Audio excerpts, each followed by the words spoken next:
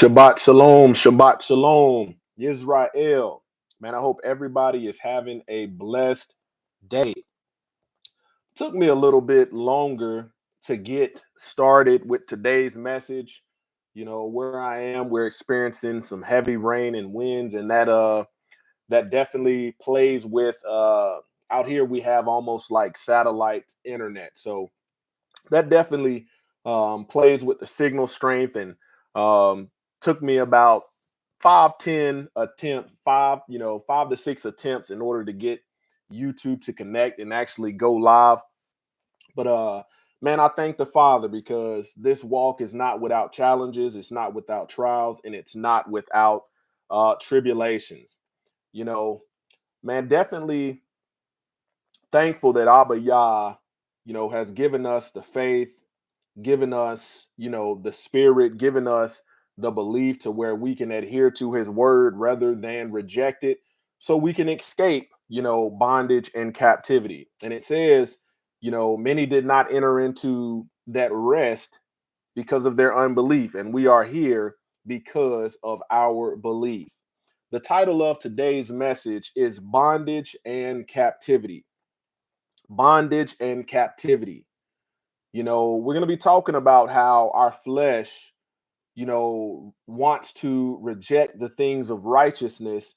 And when we submit to that, our lives are showcased in the fact that we are living in bondage and in captivity. Man, I hope everybody is doing all right out there. I hope everybody was able to enter into that rest to get rejuvenated, as we keep this set apart seventh day that the Most High Yah has ordained.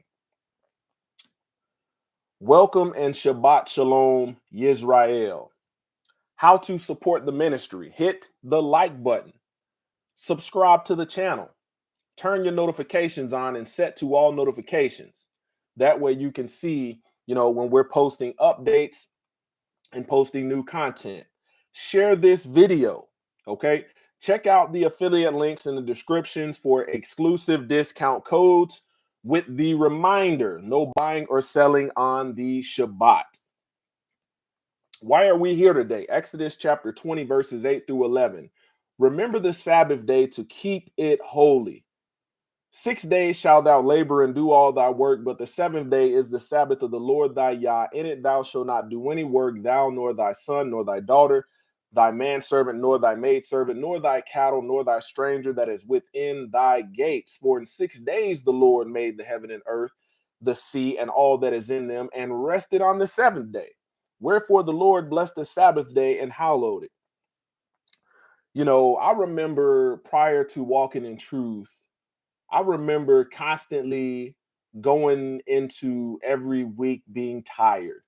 I remember what it's like chasing the bag, only for it not to be enough. But I was chasing it with no regards to what the word actually said. And you will work yourself, to the bones when the Most High Yah has given you a day of rest so you can be rejuvenated, so you can keep the charge. And the Most High Yah set that example we see in Genesis. We see the disciples, we see the apostles following that example. We see that Hamashiach himself followed the blueprint. And this is, something that the Most High Yah has told us to do, but people reject. People reject it and constantly complain. They do not know why they're tired, why they're always stressed, and why they feel like they're ripping and running, when all you have to do is believe in what the word says. Exodus chapter 31, verse 13. Speak thou also unto the children of Israel, saying, Verily my Sabbath you shall keep, for it is a sign between me and you throughout your generations, that you may know that I am the Lord that do sanctify you. You shall keep. Hebrew word 8104, to protect, to guard, attend, to observe, take heed, reserve, to be kept. Agenda. In today's Shabbat message, we will be discussing and showcasing biblically how Israel desired to be in bondage and captivity rather to be free and set apart. They constantly complained, rebelled against leadership, and sought out for new leadership. You will learn that many of us have not overcome that same sort of behavior and spirit, and this is why we still find ourselves in self-inflicted trials, tribulations, i.e., captivity and bondage. Let me give you an example. You may, in your mindset, not even realize that your behavior is exactly what I'm talking about today. You may be working a job that is working you to the bones. You not getting no days off, no none of that, but the money is good. And for that reason, the money is good. You will say, you know what? I can't really keep the Shabbat and I can't really do this. Maybe when another job presents itself, and if the pay is comparable to what I'm making now, that's when I will leave this job and keep this other one. But I'll tell you, I'll be the first one to raise my hand. Man, I have experienced, pay loss, wage, a decrease in wages, and have been blessed beyond belief when I was holding on to this stuff, thinking that was going to make my way prosperous. But in obedience to the word, the Most High Yah has been able to take me out of, that type of servitude that's requiring me to work and be engaged 7 days a week versus not being able to keep the Shabbat, to me thinking in carnal mind, man, there ain't no way we're gonna be able to make it. Man, that's a $15,000-$20,000 pay decrease. But I tell you, man, as a testament, man, standing here today giving you this message, the Most High Yah will make a way. It's often this flesh that wants to be in captivity and bondage, that wants to rebel against the instructions. Man, we're in a daytime and hour where people want to look obedient. People want to look godly as long as there is no instructions being given by leadership. Let me say that again. And Yashriel, this is a people that would have, prior to Moshe leading them out of Egypt, would have said, okay, we're godly people. We're obedient people. We're submissive people. But all of that is tested when somebody is placed in authority and given instructions for the people to follow in order for them to come out of captivity and bondage. See, oftentimes we rebel against leadership. It's the flesh that's rebelling against leadership. We want leadership to meet our qualifications, or else we ain't listening. Now I'm good. Who do they think they are to be telling us what to do? And what you fail to forget is the fact that the people that are selected and chosen by the Most High Yah to lead you out of captivity, what if it was their obedience to the will of Yah, which got them the level of authority and power that they're moving in?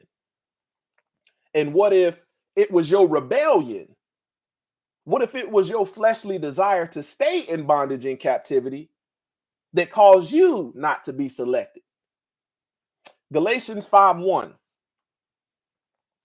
It was for freedom that Hamashiach set us free, completely liberating us. Therefore, keep standing firm and do not be subject again to the yoke of slavery, which once you were removed. That which once you were removed was through the leadership of Most High Yah, of Moses, following the instructions of the Most High Yah. I'll say again. In today's Shabbat message, we will be discussing and showcasing biblically how Israel desired to be in bondage and in captivity rather than to be free and set apart. They constantly complained, rebelled against leadership, sought out for new leadership, you will learn that many of us have not overcome that same sort of behavior. And this is why we still find ourselves in self-inflicted tribulations and trials. Just to go over some meanings, some definitions, some etymology. Captivity, noun, the condition of being imprisoned or confined. Man, oftentimes the struggles that we are encountering in life, these situations where we can't see a way out, is because we are being held captive in the mind. And what your mind is believing, your flesh is following the instructions given from your mind, but your mind is not free. You don't want to be free. Captivity is Hebrew word 7628, prisoners, captive, captured, to take away, to collect. Man, I've said it time and time again, on this channel, man, I am politically homeless. I don't sway with either side, but I do pay attention and discern, okay, something about what they may be doing in that moment is actually good. Man, the American people, man, we want a handout. We want to live our best life, based upon lazy faith. And we want to be blessed in abundance. We want all the blessings of the book, all the prosperity of the book. But you know what we don't want to do? We don't want to have a kind of faith that works. People want to live their best life, and will support a leader that's going to just hand them out free money and they don't have to work for it. But the time of reckoning has come. And I'll tell you, man, if you look at this country and how it has ran itself, how it has been managed by the leadership, they have ran this country off of debt. And you think about it, $36 trillion in counting in debt. Who do we owe money to? First country that we owe money to is China. Don't be surprised when we are in bondage and captivity and enslaved to the ones that we have borrowed from. People don't care about that. People can't even see how that's tied to the word. The borrower is a servant or a slave to the lender. But as long as people are comfortable and complacent and their flesh is appealed, who you think they're going to rebel against? They're going to rebel against leadership. Bondage, now the state of being a slave. Hebrew 56:47, to work, to enslave, to serve. Oppress, verb, keep someone in a subservience and hardship, especially by unjust exercise of authority. Unjust exercise of authority. Man, you have to think about Pharaoh. Pharaoh, in the beginning of the book, was exercising unjust authority over Yashriel. And here comes Moshe, that's backed by the Most High Yah. They rebelled against. Pharaoh was doing everything to the people that the Most High Yah was trying to bring them out of. And the people didn't want it. So I tell you today, when you are obedient and submitted to leadership, man, it will make your way prosperous. Man, to be a man or woman of Yah in today's daytime and hour, you have to be strong. You have to be strong. And I'm talking about spiritually strong. I'm not talking about a strength of the flesh. I'm talking about spiritually strong. For those of you that have children out there, how many times have you've seen, 2 days go by and you haven't checked in and you see the way that they living and it's stuff everywhere. You look at the bedroom and it's stuff everywhere. And they complaining, oh, we can't even find nothing. We can't get to nothing. It's just too much stuff. We got too much stuff. But the leadership in you as a parent will say, you know what you need to do? You need to clean your room and you need to organize this stuff. Man, it is the flesh of your child that will rebel against you. Oh, why we got to clean it? Can't I just play roadblocks? Can't I just play NBA 2K loud? But they've been complaining when they was in captivity that the way is messy. We need new carpet and we need this and this, the flow is dirty. Not realizing that their way would be made prosperous if they followed the instructions of the ones that had rule over them. But the instruction is not without work. And that's what the flesh don't want to do. It don't want to work in obedience to the will of Yah. Oppress is Hebrew word 3905. To press, to afflict, to force, to distress, to crush. Moses was chosen, selected. Exodus chapter 3, verse 4 through 6. When the Lord saw that he turned away from the flock to look, Yah called him in front of the midst of the bush and said, Moses, Moses. And he said, Here I am. Then Yah said, Do not come near. Take your sandals off your feet out of respect, because the place on which you are standing is holy ground. Then he said, I am the Yah of your father, the Yah of Abraham, the Yah of Isaac, the Yah of Jacob. Then Moses hid his face because he was afraid to look at Yah. Exodus chapter 3, verse 7 through 9. The Lord said, I have in fact seen the affliction. Man, that's what this flesh, is comfortable in. Living in affliction, which means the suffering, the desolation of my people who are in Egypt. And I have heard their cry because of their taskmasters, their oppressors.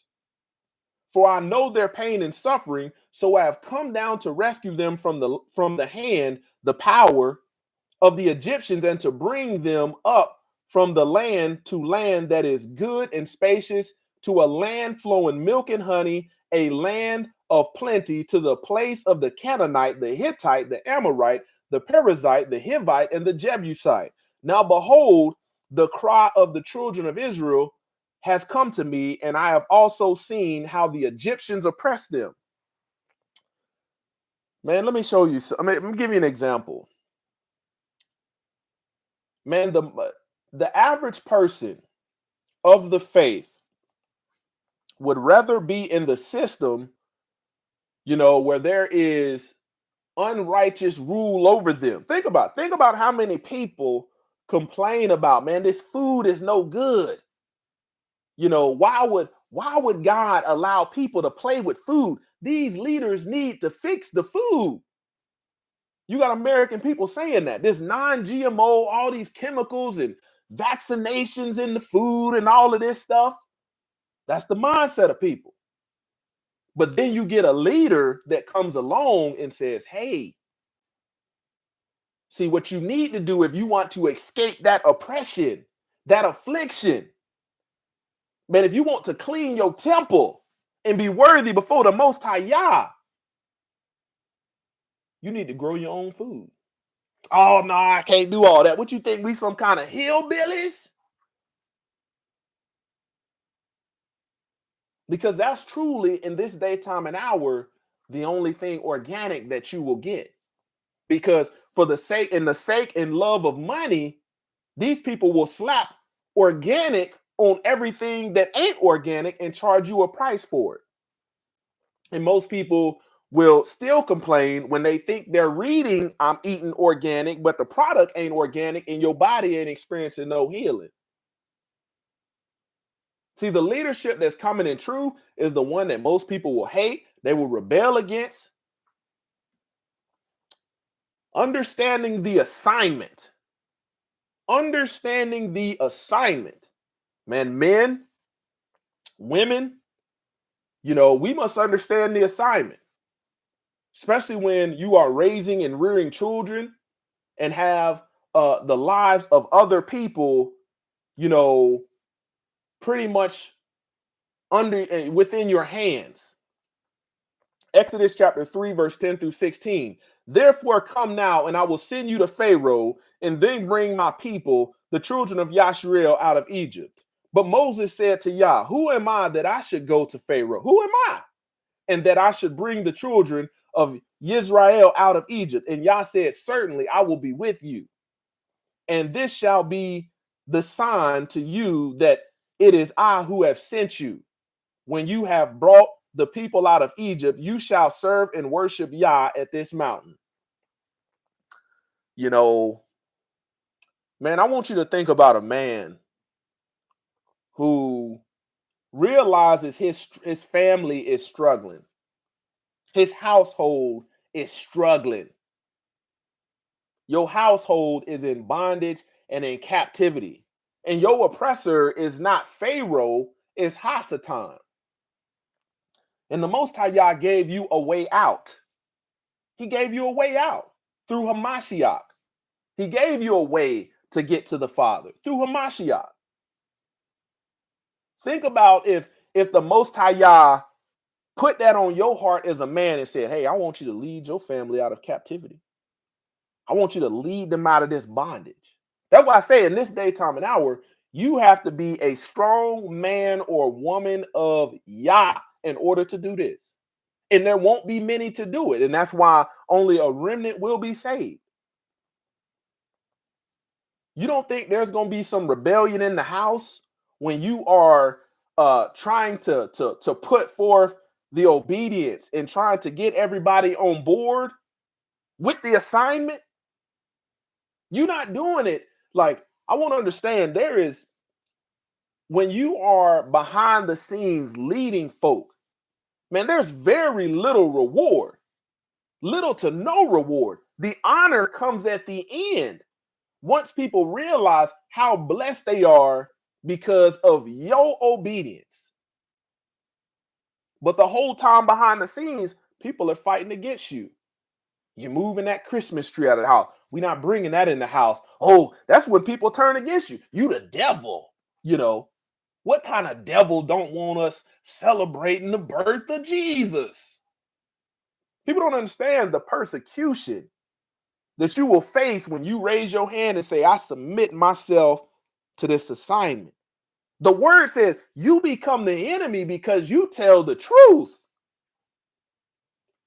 Verse 13. Then Moses said to Yah, behold, when I am come to the Israelites to say to them, the Yah of your fathers, ancestors, has sent me to you, and they say to me, what is his name? What shall I say to them? Yah said to Moses, I am who I am. And he said, you shall say to the Israelites, I am has sent me to you. Then Yah also has said to Moses, this is what you shall say to the Israelites, the Lord, the Yah of your fathers, the Yah of Abraham, the Yah of Isaac, and the Yah of Jacob, okay, Israel, has sent me unto you. This is my name forever, and this is my memorial name to all generations. Go gather the elders, the tribal leaders of Israel together, and say to them, the Lord, the Yah of your fathers, the Yah of Abraham, of Isaac, and of Jacob, appeared to me, saying, I am indeed concerned about you and what has been done to you in Egypt. Man, this is Moshe recognizing the condition of the Israelites while they was in Egypt. And the Most High Yah is letting Moses know, hey, this is the assignment. Man, I want you to think, you know, we are not used to seeing, we're not used, you know, while we are in the ways of the world, we're not used to righteous leadership. This flesh want to submit to hypocritical leadership. We want to submit to leadership that we can control. But that's not the mission. You never know when it might be you. As a man or a woman, you never know when it might be you. And the Most High Yah gives men and women instructions on how to go about this. Exodus chapter 4, verse 10 through 13. Then Moshe said to the Lord, please, Lord, please. I am not a man of words, eloquent and fluent. Imagine modern day. I don't have no degree. I'm not educated. Man, I went to the public food system and didn't do too good in that. Neither before nor since you have spoken to your servants, for I am slow of speech and tongue. You think about this, if the Most High Yah in modern day time chose somebody that had a speech impediment to lead you out of bondage and captivity, think what folk will be saying behind the scene. They're probably a little slow, but they're a little off. You know, would the Most High Yah send somebody like this to lead us? And this is what Moshe is saying to himself. Okay. The Lord said unto him, who has made man's mouth? Or who makes the mute or the deaf or the seeing or the blind? Is it not I, the Lord? Now then go, and I, even I, will be with your mouth and will teach you what you shall say. But he said, please, Lord, send the message of rescue to Israel by someone else. I just got a lot going on right now. You know, job got me working overtime. Everything ain't good in my house. Send somebody else. Ain't nobody else on the bench that you can. I'm telling you. And this is the way I want you to understand. See, everybody thinks they could do it better if they were given the opportunity. But when the opportunity comes, look at what's said. People don't have no problem. You know, my sons play, they play sports. They play basketball, they play football. And I like to sit sometimes, you know, every year at the beginning of the season, they ask folk who would like to volunteer their time to be refs, you know, to be officials, to run the scoreboard. And you don't see nobody want to raise their hand. Even coaching, you know, can we get some volunteers to coach a team? And I sit and watch throughout the season. People have all kind of complaints about the coaching, about the referee. But when the opportunity presents itself for them to have some type of authority to make a difference, they don't want it. You can't choose nobody else. What about him? He would make a good. People don't have no problem with passing leadership on to somebody else. Oh no, he can do it. No. Them Israelites, boy, they rough. I can't do this. I'm slow of speech. I can't even pronounce some of these words that you're gonna speak through my mouth. I went to the public food system. You want me to do this? I can't do it. Exodus chapter 5, verse 1 through 8. This is the bondage. Afterward, Moses and Aaron came and said to Pharaoh, thus says the Lord, the Yah of Israel, let my people go, so that they may celebrate a feast to me in the wilderness. But Pharaoh said, who is the Lord that I should obey his voice to let Israel go? I do not know the Lord, nor will I let Israel go. Then they said, the Yah of the Hebrews has met with us.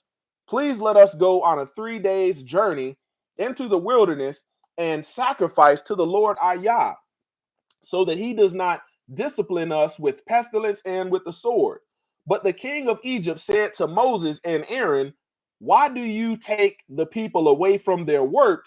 Get back to your burdens. Pharaoh said, look, the people of the land are now many, and you would have them to stop their work. The very same day, Pharaoh gave orders to the Egyptian taskmasters in charge of the people and their Hebrew foremen, saying, you will no longer give the people straw to make bricks as before. Let them go and gather straw for themselves. But the number of bricks which they were making before, you shall require of them, but you are not to reduce it in the least. For they are idle and lazy. That is with why they cry, let us go and sacrifice to our Yah. I want you to understand, man, when you take on the assignment, there will be some further oppression. He said, no, we ain't giving them. Since you want these people to follow Yah, we're going to make their life hard.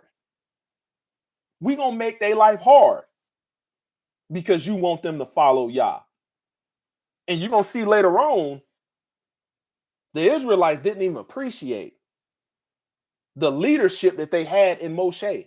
People till this day don't even appreciate the leadership of Moshe, but instead they speak against it. Why? Because thy law is the truth. And that's what folk flesh don't want to hear. They don't want to hear that truth because they flesh want to live in sin. They flesh wants to be in bondage, wants to be in captivity. This is the resistance. Exodus chapter 6, verse 6 through 9. Therefore say to the children of Israel, I am the Lord, and I will bring you out from under the burdens of the Egyptians, and I will free you from their bondage. And I will redeem and rescue you with an outstretched, vigorous, powerful arm, and with great acts of judgment against Egypt.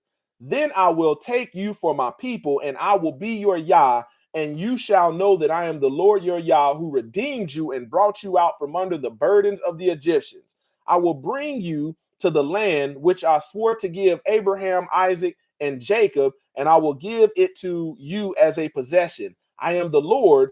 You have the promise of my chainless omnipotence and faithfulness. Moses told this to the Israelites, but they did not listen to him because of their impatience, despondency, and because of their forced labor. They didn't listen. Imagine if you on the job and you like, man, these conditions is rough. Man, this conditions is rough. Who gonna come in here and save us? Man, you think about how many people on the job site be complaining, be murmuring about the conditions and say, man, if only somebody would come up in here and change all of this, man, our lives would change.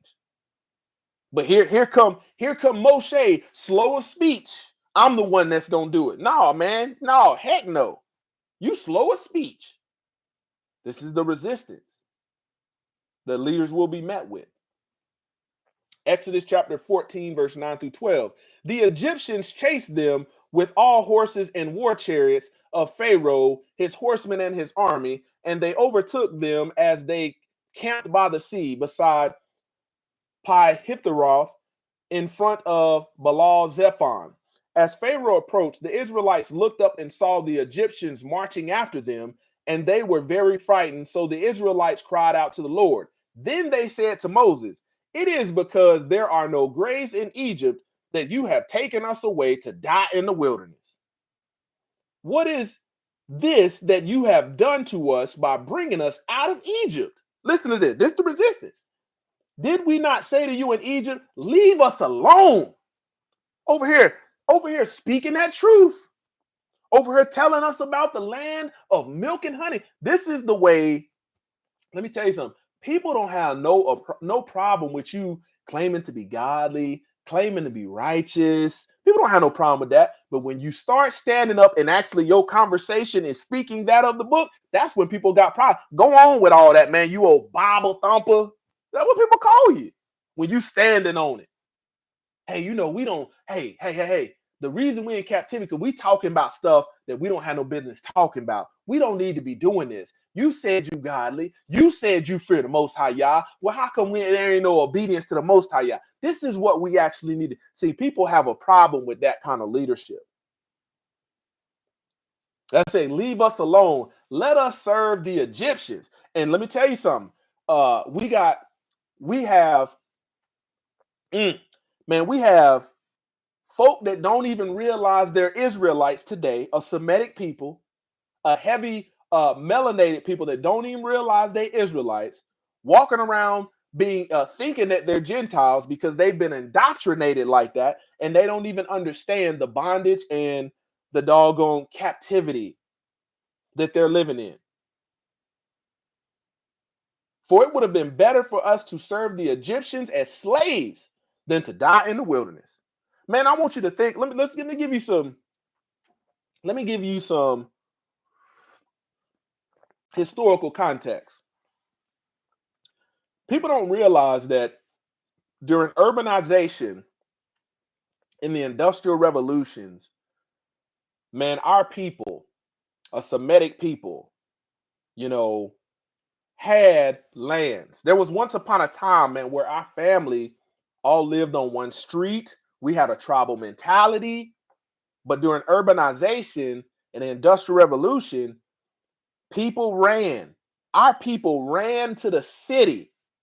They ran back to captivity and bondage for the sake of what they thought was better opportunity, but they was running back to what they now, this generation realized, you running back to GMO food. You running back to lab meat. You running back to all kind of sickness and pestilence in these cities. And you think about why Israelites don't have nothing today. It's this very same thing. That flesh, oh, we crave the bondage and the captivity. You know, I got an uncle by the name of Uncle Odd, rest his soul. You know, he passed several years back, but my Uncle Odd had this pickup truck that had to be a good 40, you think about this today, a good 30, 40 years old. And it, from the outside, oh man, it looked raggedy. And we used to go all over town. Sometimes he'd get out there and put a little motor oil in it, you know, add a little bit. It was one of those trucks where the emergency brake didn't work. So he kept a couple bricks in the back. So every time he would park on a slope, man, he would put the brick behind the tire. We're not talking about no paint chips and things like that. We talking about my Uncle Ott took some Rust-Oleum orange paint and spray. He must have rolled it on. This truck, he had vice grips for the window rolled down. But let me tell you something. I said, how come you don't get you a new truck? I had to be about 12, 13. How come you don't get you a new truck? He said, hey, I own this truck. The truck don't own me. Man, it took me many years to understand that. And in that time, at that age, I was saying, man, if I was making the kind of money that we making out here, that you making out here cutting this grass, man, I had me a new truck. I had me a brand new truck. I'd be riding clean with these dirty lawnmowers in the back. And he would say, okay, man, I'm doing yard work. I'm doing this. I don't need to have, you know, I don't need to be financing, having a payment when my life is easy right now. When it's prosperous right now, I can go out there and crank it up and it's going to crank every time. Sometimes we be get across town, that thing be backfiring, pop, pop, pop, pop, pop, and he'll just floor it and it just keep on going, smoking. But it got us from where, you know, we needed to be, from point A to point B. Point A to point B. He say, man, if that motor go in that truck, I put another motor in it. But I'm not getting no monthly payments. Man, I look back at that and I think about the first car that I had, you know, and that how raggedy that thing was, but it got me from point A to point B. I look back and say, man, that was freedom. That was freedom. No car note. Insurance was cheap because all you needed was liability when you got a cash car. You got liability. Nowadays, you got a car payment, you got full coverage. And a lot of this stress that we put on ourselves is because of some of these contracts that we enter in, you know, and we not reading the fine print, realize, oh, snap, we're going to be in some bondage. We're going to be in some captivity. We're going to be in some bondage. You know, we think about it, rather than wearing Israelite, I'm showing you the mindset, rather than wearing shoes that we paid for in cash that probably don't look good to other people. People would be laughing, man, where you get them Walmart shoes from? Them grocery store slippers at? Where you get them at? Because this the kind of mindset we have. And majority of the people that's doing that don't have nothing themselves. So we take that same mindset of being comfortable in oppression and say, you know what, man, I'm gonna go finance me some Jordans. These folk ain't gonna talk about me no more. And we just ran back to captivity and oppression. Man, I'm thankful for the times to where when I was on the deployment, man, we had to live in small wooden shacks. And this little area you see behind me was your cot that you slept on and your duffel bags beside you, and you might have had a nightstand. And we would go 15 months living like that and have a grand time. Being there laughing, cracking jokes, having a good time, content. But when you think about it, man, when you think about our mindset, man, we rather have a 4,000, 5,000 square foot house that's financed over 30 years and you're gonna pay for 2, 3 times over than to say, you know what, man, we actually don't need all that space.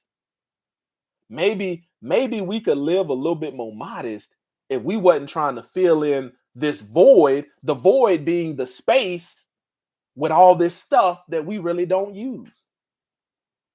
Man, there's so many different layers of how we can get out of bondage and captivity. You have to think about right now all of these layoffs. People like, oh man, it's late. But if your overhead wasn't so high, you know, if you didn't have so much debt, there wouldn't be that much stress behind it.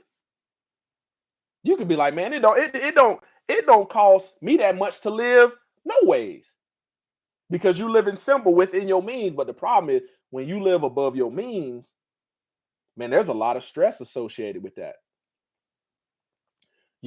Just the rumors of layoff. Who they laying off? Did somebody get laid off? What happened? What happened to Bill? What happened to Sheila? She got laid off. Oh snap! You thinking about that mortgage? You living in New York? You talking about $4,000, $5,000, $6,000 for a mortgage? Eighth of an acre, premium lot in New York, 1,500 square feet, $5,000. You like, ooh snap! Whoo! Hope they don't come over here with them layoffs. You got a brand new car in the driveway. In today's time, interest rate 8-9%. Car note $1,100. Insurance $400. Furniture in your house ain't paid for, financed. Furniture bill $200. Everything. Not realizing, oh snap, man, you don't have no freedom. None at all. Israel given a sign. Exodus chapter 14, verse 15 through 20. The Lord said to Moses, why do you cry to me? Tell the sons of Israel to move forward towards the sea. Tell them to shut up, move towards the sea. As for you, lift up your staff and stretch out your hand over the sea and divide it, so that the sons of Israel may go through the middle of the sea on dry land. As for me, hear this, I will harden the hearts of the Egyptian, and they will go in the sea after them, and I will be glorified and honored through Pharaoh and all his army and his war chariots and his horsemen. And the Egyptians shall know without any doubt and acknowledge that I am the Lord, when I am glorified and honored through Pharaoh, through his war chariots and charioteers. The angel of Yah, who had been going in front of the camp of Israel, moved and went behind them. The pillar of the cloud moved from in front and stood behind them, so it came between the camp of Egypt and the camp of Israel. It was a cloud along with darkness, even by day to the Egyptians, but it gave light by night to the Israelites. So one army did not come near the other at night. Exodus 14, 20 through 25.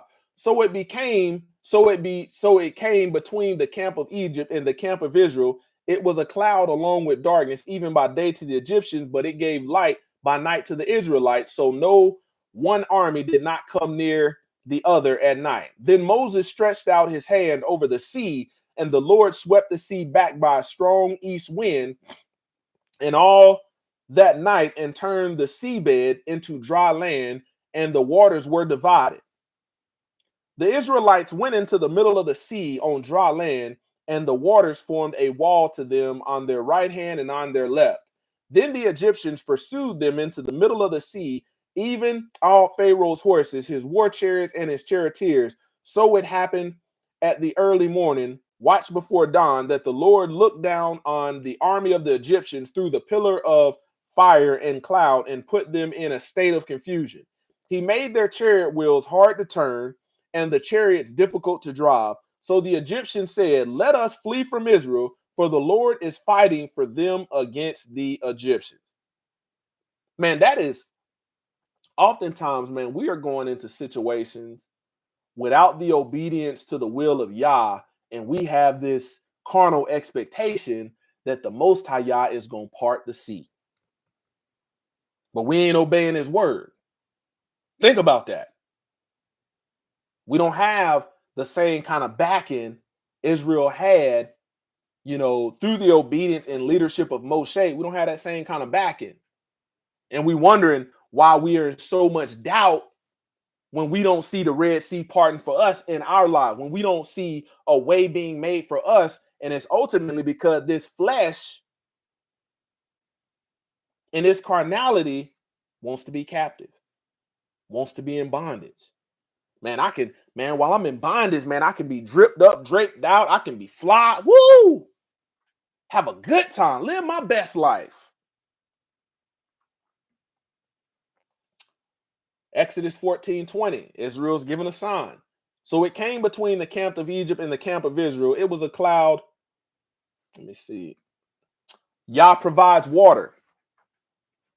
Exodus 15:22 through 25. Then Moshe led Israel from the Red Sea, and they went into the wilderness of Shur. They went a distance of 3 days, about 33 miles in the wilderness, and found no water. Oh, oh man. Woo!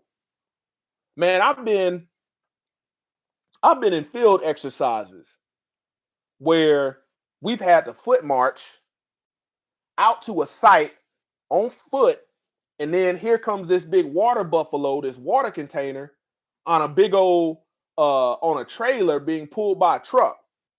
And if people's water source, their Camelback, has ran out of water, even though they know water's coming, it's behind, the complaining will start. The discontent, the spirit of rebellion will start. Man, who the heck planned this and what? And got us out here with no water. And here's the thing. A lot of people ran out of water because of disobedience. It would happen all the time. This is why leaders were charged to do Camelback tests. We would go around and fill everybody's water. Hey, the 5 minutes before we leave, everybody needs to top off their Camelback. Some people don't follow the instructions. Get a mile down the road, complaining start. Fill their Camelback, ain't got no water. Thirst is what's causing them to complain. Verse 23, then they came to Marah, but they could not drink it as the waters because they were bitter. Therefore it was named Marah, bitter. The people grew discontented and grumbled at Moses, saying, what are we going to drink? Then he cried to the Lord for help, and the Lord showed him a tree and a branch which he threw into the waters, and the waters became sweet. The Lord made a statute and ordinance for them, and there he tested them. Test of compliance. Test of compliance. Exodus 15:26 through 27. Saying, if you will diligently listen and pay attention to the voice of the Lord your Yah and do what is right in his sight, not what is right in your sight. Oftentimes we be in bondage because we doing what's right in our sight, doing what this flesh want to do. But it says, and do what's right in his sight, the Most High Yah, and listen to his commandments and keep foremost in your thoughts and actively obey. See, most people, they don't mind listening to no commandments. Oh man, that's a good commandment. Woo, that's a good word, good commandment. But they don't want to keep the commandments. I don't doubt that a lot of these religious folk, I don't doubt that they agree with the 10 Commandments. Oh yeah, that's the word of God. Yeah, that's it right there. That's a good word. Good word. Now let's keep it. Oh no. That something wrong with that word. Then they start, well, over here he never said this and he never said that. You realize, oh, they want to be in bondage. They want to be tied up and gagged. In bondage. Foremost in your thoughts and actively obey all his precepts and statutes, all of them. Well, this flesh, it just tries to pick and choose. Then I will not put on you any of the diseases which I have put on the Egyptians, for I am the Lord who heals you. Okay, here's another one. You got people out there that say, man, they agree Let me show you something. When Shep said today in his message, he was talking about professional hypocrites. You have people out there that say, man, the Bible say we should have no sexual marriage. We shouldn't be fornicating. We shouldn't do none of that. But there's protection only comes when you obey that. When you obey that. When you in the bathroom as a woman, you sitting on that toilet and your doggone it is burning the urine, and you as a man trying to use the bathroom and there's razor blades and lemon juice coming out of that thing. Oh, trust me, there ain't been no obedience to the Most High Yah. I can guarantee you. But you think we rather go through that kind of suffering and have all these diseases than to simply obey the will of Yah so we can have our way prosperous. We cannot be under these trials, these tribulations, under this. Man, every time you go out there and fornicate and you catching these STDs and all of this stuff, every year they add on to them. Hasatan sitting back saying, got another one, got another one. Most of y'all sitting back saying, man, I gave you my word to tell you how not for this to happen. But because you want to fornicate and keep being sexually immoral, this is why this happened. This is why this is happening to you. You got to think about it. Think about some of these disease. Man, I can't stand these commercials in this daytime and hour where they're using all of these raging, effeminate men, the lesbians, these homosexuals, and they're making this. Well, did you have a late night of partying and it was fun, and you and your same-sex lover forgot to protect yourself? Take this one pill a day to avoid HIV and AIDS. Take this pill right here to prevent yourself from contracting this. See, if you was obeying the will of Yah, you wouldn't have to worry about a lot of this stuff. And you have to think about it. Man, once you get some of these diseases, oh, you got bondage for a lifetime. Because you're gonna either take that medication or you're gonna shrivel up and die. One thing that flesh don't want to do is obey the will of Yah. Verse 27, then the children of Israel came to Elim, where there were 12 springs of water and 70 date palms, and they camped there beside these waters, given a test of compliance to see if they would obey. Resistance. Exodus chapter 17, verse 1 through 3. Then all the congregation of the children of Israel moved on from the wilderness of Sin by stages, according to the commandments of the Lord, and camped at Rephidim. But there was no water for the people to drink. Therefore the people quarreled with Moses and said, give us water so we may have something to drink. Start demanding, Moses, give us some water. Pull it out of your back pocket. And Moses said to them, why do you quarrel with me? Why do you tempt the Lord and try his patience? But the people were thirsty for water.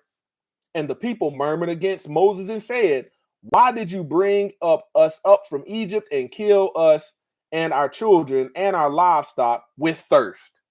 Got us out here thirsty. And you talking about we supposed to be going to the land of milk and honey. People don't understand that, okay, in order to get to the land of milk of honey, there you have to go on a journey.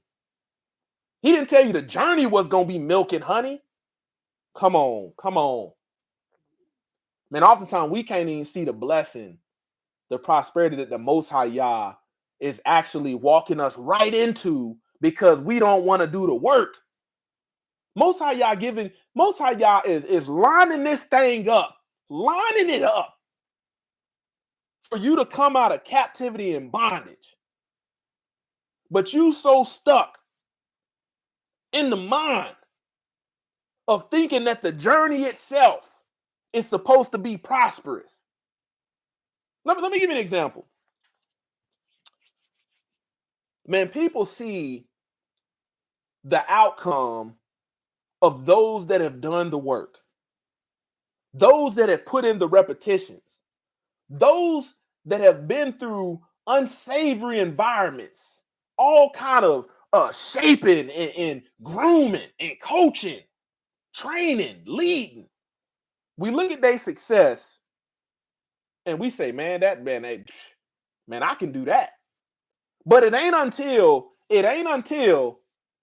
that leader is saying, what I want you to do, man, today, only thing you're going to do is practice. What I want you to do is I want you to run suicides. I want you to do 30 suicides. And you're going to see people's flesh take over. Everybody want to be an MVP. Oh, I'm the most valuable player, man. They could have done none of this without me. But don't nobody want to go through the journey in order to have the kind of character, the attributes to be valuable to Yah. Them suicides is working on your conditioning. Woo. Man, obedience to these commandments is working on your spiritual condition that right now wants to be in bondage and captivity. You got to think, if you don't have no stamina for the journey, how you going to get to the land of milk and honey? Everybody want to stand back and hold the trophy and say, woo, I did this, baby. I shot them three. But it was the leadership that helped you fix that broke jump shot. Had you shooting 1,000 free throws. Not once do people say, man, I thank you for the leadership. But you met with all kind of resistance. Man, this coach ain't no good, man. All we doing is working on down low dribbling. He ain't no good. Joker don't know. I already know how to shoot. We didn't win no games last year, but I'm the MVP of this team. Man, this Israelite flesh something else. Not realizing that the leader has been given the guidance, been given the vision. He know that when you are facing defenders, they're going to be swatting at the ball. And if you can't dribble low, you can't get through it. Just give you a little bit of analogy.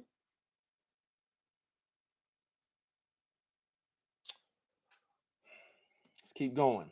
Establishing leadership. Woo, man. Everybody wants you to believe that they submissive, godly. Oh, let some leadership get established. Oh, man. Man, I remember as a drill sergeant, I used to pick the most unqualified. And at this time, man, I didn't even realize that some of the stuff that they had us doing had so many correlations to what I'm giving you now. I would pick the person that you knew good and well they wasn't going to follow. But let me tell you something. It was often these people that look unfit for leadership by the carnal eye that made some of the best leaders. Man, I used to have young men and women, man, they would come in there. Oh man, I got 4-5 years I did ROTC in middle school. I did it in high school. I'm the one. Guess what? They couldn't submit to no leadership. They couldn't support leadership. When they was told to be a follower, they couldn't support leadership. They wanted to be in authority and wanted to abuse the people, put the people in bondage and captivity. Instead of making the duty right, they wouldn't balance it out. They was using favoritism and partiality. Soon as I pick the person that's going to lead the people through this basic training cycle, you can hear the objection. Why you pick that joker for, man? That joker, oh no. That joker a little off. You heard him talk? No, that joker a little special. And some of the people that you would pick like that, man, they be the best leaders. Have some of the best ideas. They understood the assignment from the Most High Yah. Everybody else want to be on their own assignment, except the will of the Most High Yah. Establishing leadership, Exodus 18, verse 17 through 22. Moses' father-in-law said to him, the thing that you are doing is not good. You will certainly wear out both yourself and these people who are with you, because the task is too heavy for you to bear. You cannot do it alone. Now listen to me. I will advise you, and may Yah be with you to confirm my advice. Man, I want you to understand. Listen to what it said. You will certainly wear out both yourself and these people who are not with you, because the task is too heavy for you to bear. You cannot do it alone. Let's just pause right there for a second. Man, it hurts my heart to see daughters of Zion not understanding this message. Hurts my heart. But ain't nothing I can do where the flesh don't want to comply with the instruction. Most High Yah had his own set of instructions. He established leadership in order for a reason. And I can tell you now, man, if you are out there doing it on your own, trying to hold up something that he never meant for you to bear on your shoulders, I want you to think about the lesson today. Think about the bond. You can't catch a break. You don't have no time to yourself. You got the whole load of balancing a whole household when that wasn't his will. On the other hand, when you have leadership, there's that resistance. There's that rebellion. But you don't realize when you had that leadership, the load was lighter. The way was more prosperous. I was thinking earlier, when most people are entering into relationships, man, they want something that appeals to that flesh. Last thing on their mind is what is the will of Yah and what way the Most High Yah would have them to go. Ain't nobody praying for, send me a man that knows how to lead righteously, instead of these plum fools that I keep falling for. Send me a woman that values submission to leadership. Ain't nobody praying for that. Ain't nobody praying for that. We praying for all this other stuff. We praying for the load to be lightened, but one thing this flesh don't want to do is be in alignment with the will of Yah. Send me a man that make all this money so I ain't got to do this. You think that's going to come without some instructions? Something that you're going to have to comply with? Send me the daughter of Zion that's got that junk in the trunk, that junk. And we be wondering why, when we be behind the scenes, it be feeling like we in bondage, in captivity. See, when your flesh gets what it want, oftentimes you be like, man, this my kingdom spouse. This is my kingdom spouse. God sent this. But the minute structure is coming up in there, you got somebody in there speaking truth. It could be the righteous conduct of your woman. It could be the righteous instruction of your husband. All of a sudden, you feel oppressed. You feel oppressed and you in captivity. Want to hold me down. People don't understand the instructions of the book. People don't understand the instructions of the book. I tell you, man, children don't realize the wear, like for a mother doing it on her own, the children don't understand the wear and the tear they are putting on a mother. Man, I don't give a dang if the relationship didn't work or you a widow. When your children are rebelling against you, man, and you trying to make their way prosperous, come on.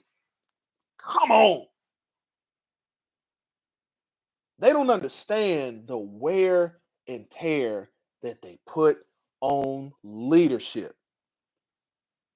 Man, I have a low, as an ex-drill sergeant, I have a low tolerance for entitled children. Man, I remember watching a Dr. Phil episode. Man, this young black male in his teens wanted his mother, who was a single mother, to live in one of the smaller bedrooms and for him to live in the master bedroom. And she was going along with this. I was like, woo! Boy, I said if this would have been day zero of basic training, oh, you would have got ran all around that quadrant. We would have got busy. We're gonna break that. And this woman was working herself down to nothing, trying to give this lazy joker $1,000 allowance a month so he could live his best life. I want you to understand, women, when you have a man, people don't, I want women to examine before you rebel against leadership. Man, I want you to examine the way your life was before leadership came in the picture. And I said it again, you can look at the leadership that the Most High selected in Moshe and realize it. Moses knew he wasn't perfect. Moses knew he didn't have good speech, but he was obedient. Before you complain and murmur, evaluate how prosperous the way has been. You got to think about Egypt. When the Israelites was working in Egypt and had to go out to get their own straw to make the bricks, and still was required the same thing. Not only are they having to walk to and from, but they are sweating. And think about your way being prosperous. All you got to do is believe in your leadership, have faith in your leadership. Then they had to have faith in Moses. Back then, and you look New Testament, man, we had to have faith in Hamashiach. Think about you not having to go out and find this straw. You ain't having to go do this. You ain't had to take on no Uber Eats, no Lyft. You ain't had to work no part-time work. Why? Because you got somebody that's carrying the load. The Israelites walking along the road, feeling a nice little breeze every once in a while. Where before they was just in that beating sun, sweating, funky, and they rebelled against leadership. Think about this. And this is why I said, when I want you to evaluate, even tell your children this, evaluate. You know, you got a man, that man is carrying the bulk of the load. Think about before he came in the picture. And a lot of our sisters, man, they want the man that's going to carry the bulk of the load as long as he don't make the woman comply with his instructions. And it's not going to work like that. You know, now you got a little bit of pocket change as a woman to be able to live your best life. You ain't really worried about getting your energy when you got good leadership is a little different. I wish them jokers would come in here and lay me off. I got a man at home. Bills paid. You know, think about that. But when you don't have that kind of provision and covering, you're going to watch what them lips say. Hey, I'll raise my hand and do that overtime. You looking at people that's getting laid off, you like, oh yeah, I got you. Whatever you need. Children don't even understand like how prosperous their way is.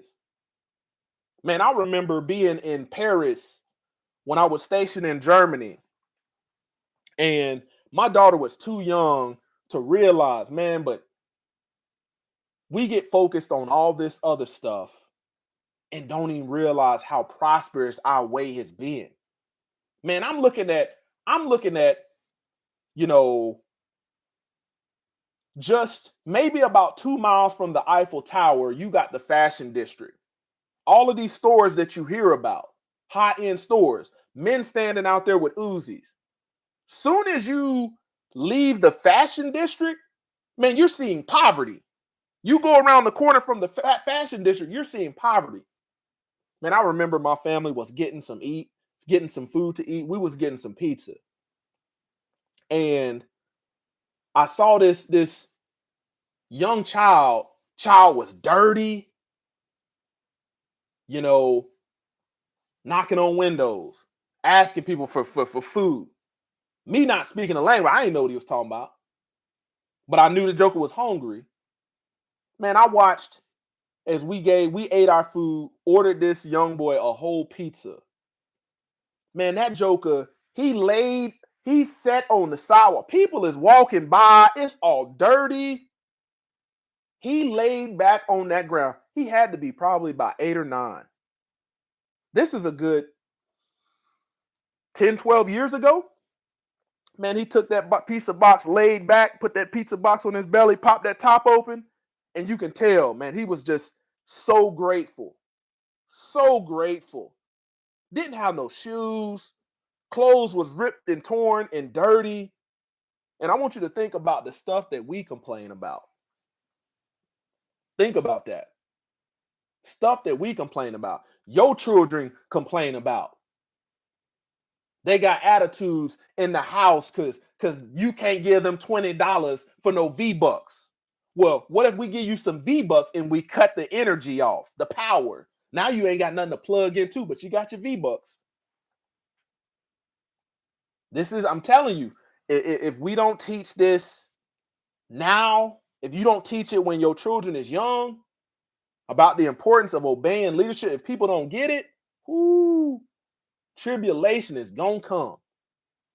Think about if Moshe would have not been selected, or the Most High Yah said, you know what, we're gonna let them stay there because they love it too much. But the Most High Yah loved you enough to give you somebody that could bear the pain of leading you.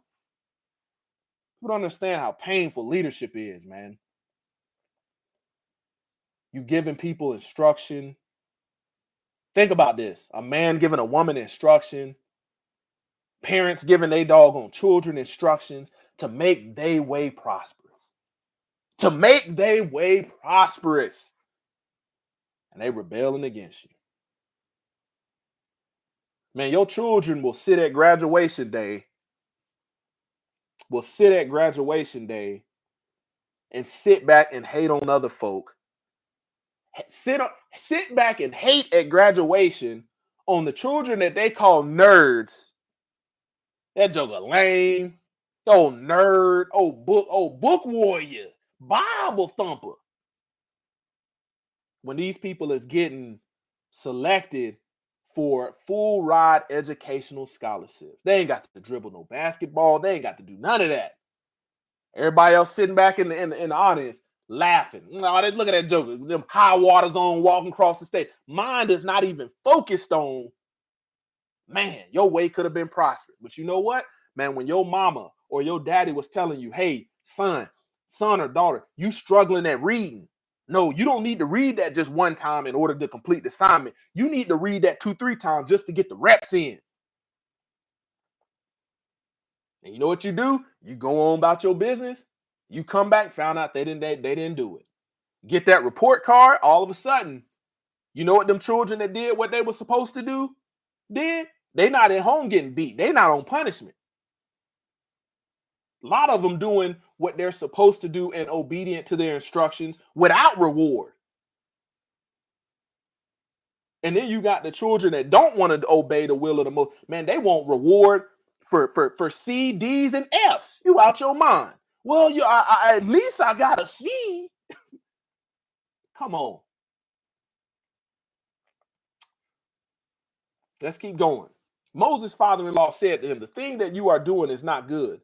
You will certainly wear out both yourself and these people who are with you because the task is too heavy for you to bear. You cannot do it alone. Now listen to me. I will advise you, and may Yah be with you to confirm my advice. You shall represent the people before Yah. You shall bring their disputes and causes to him.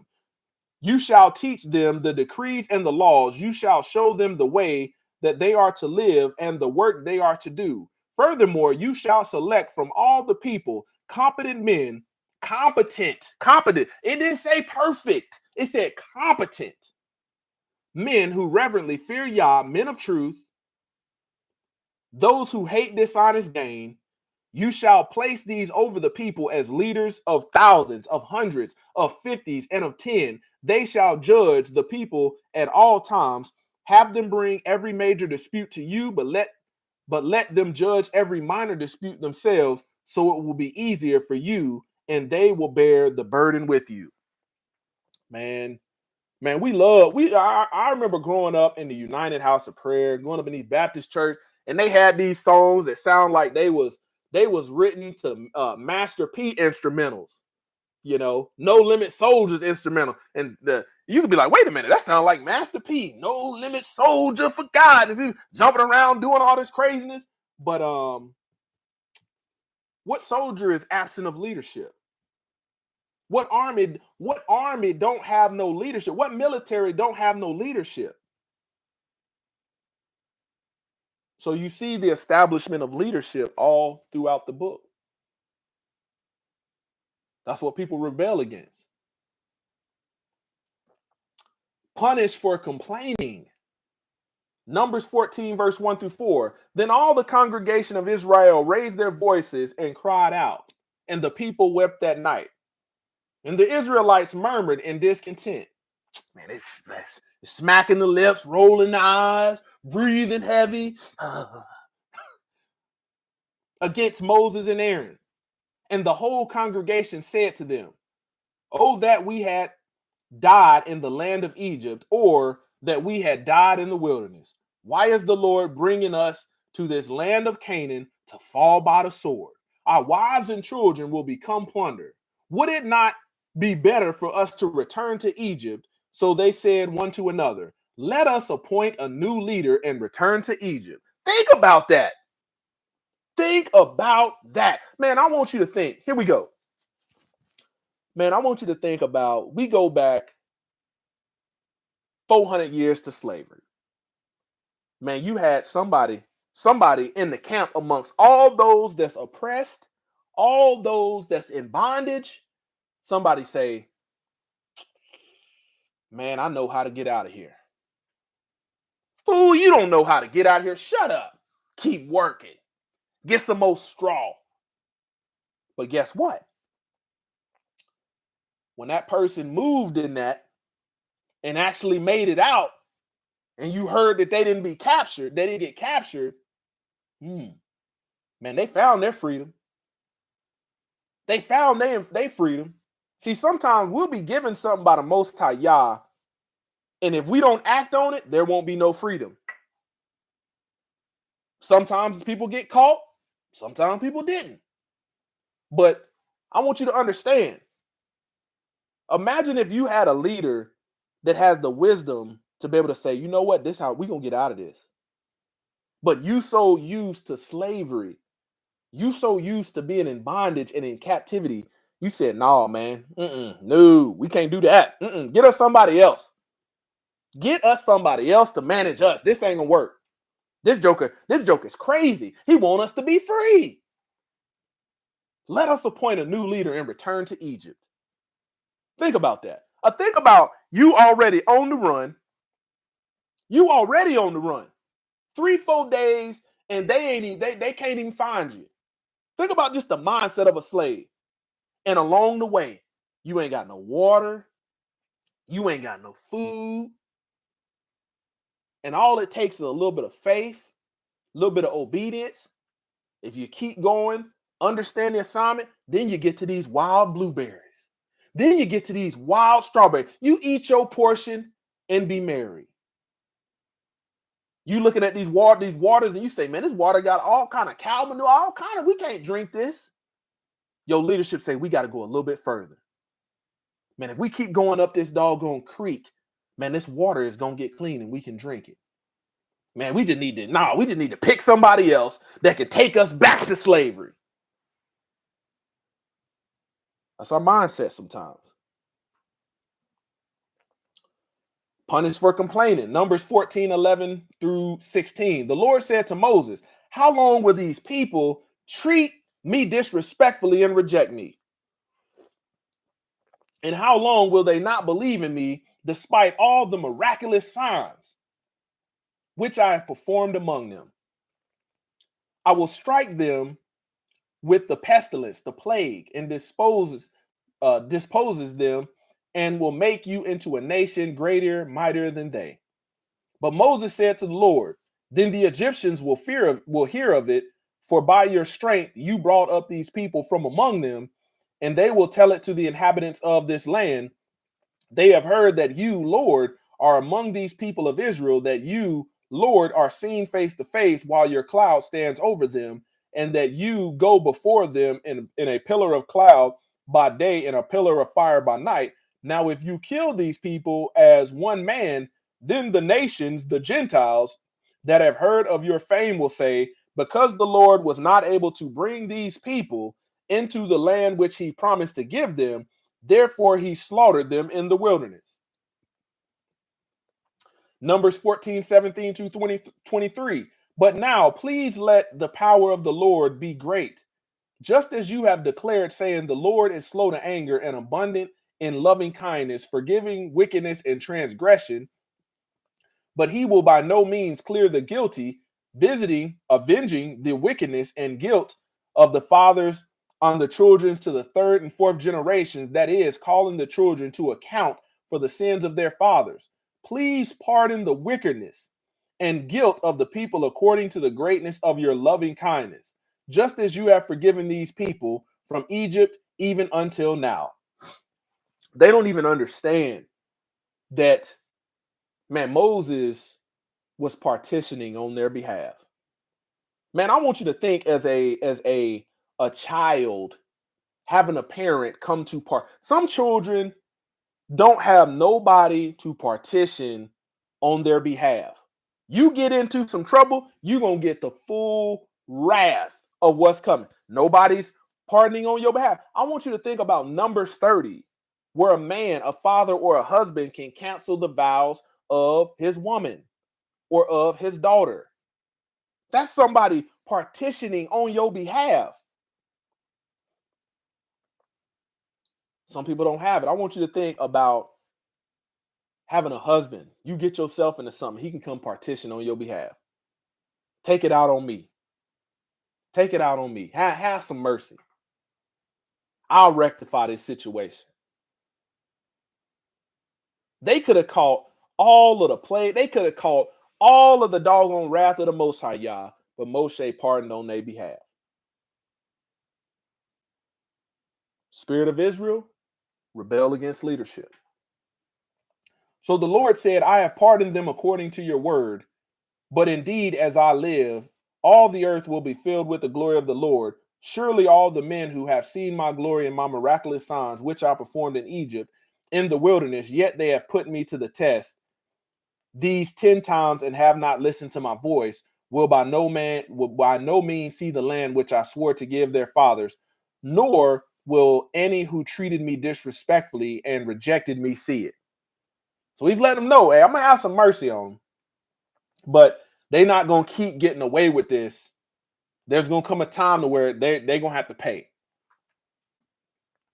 Obeying authority. Hebrews 13, verse 17 through 18.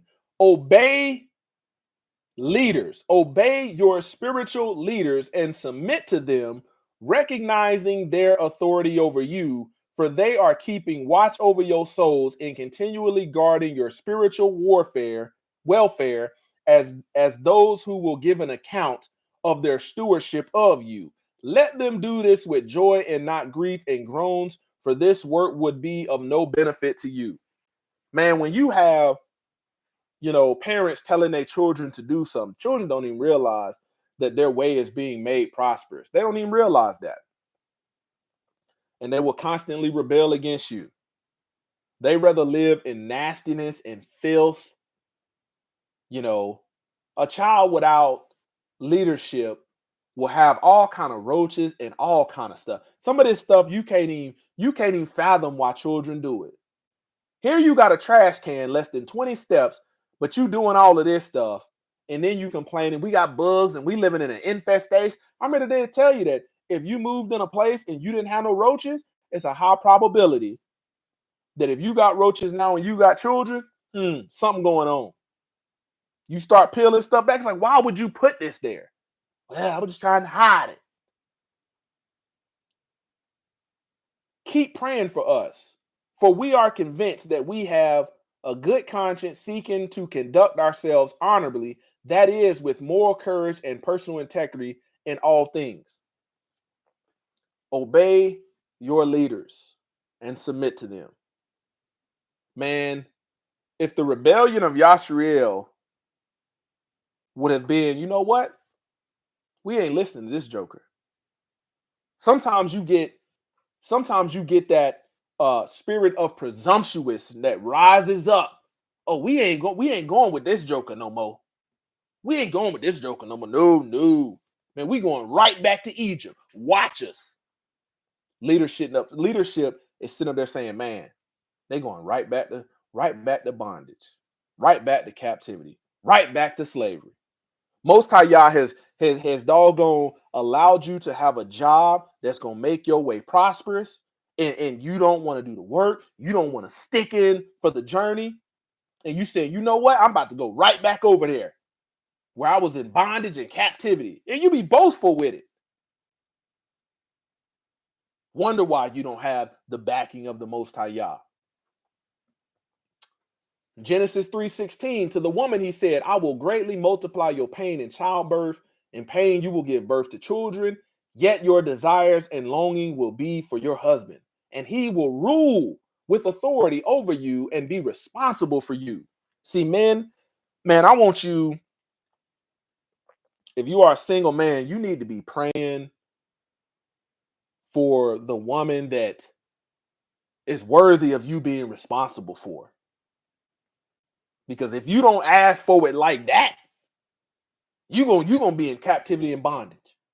Women, you need to pray for the man that knows how to righteously rule over you. See, there's a woman that wanted a man with money and she found a pimp.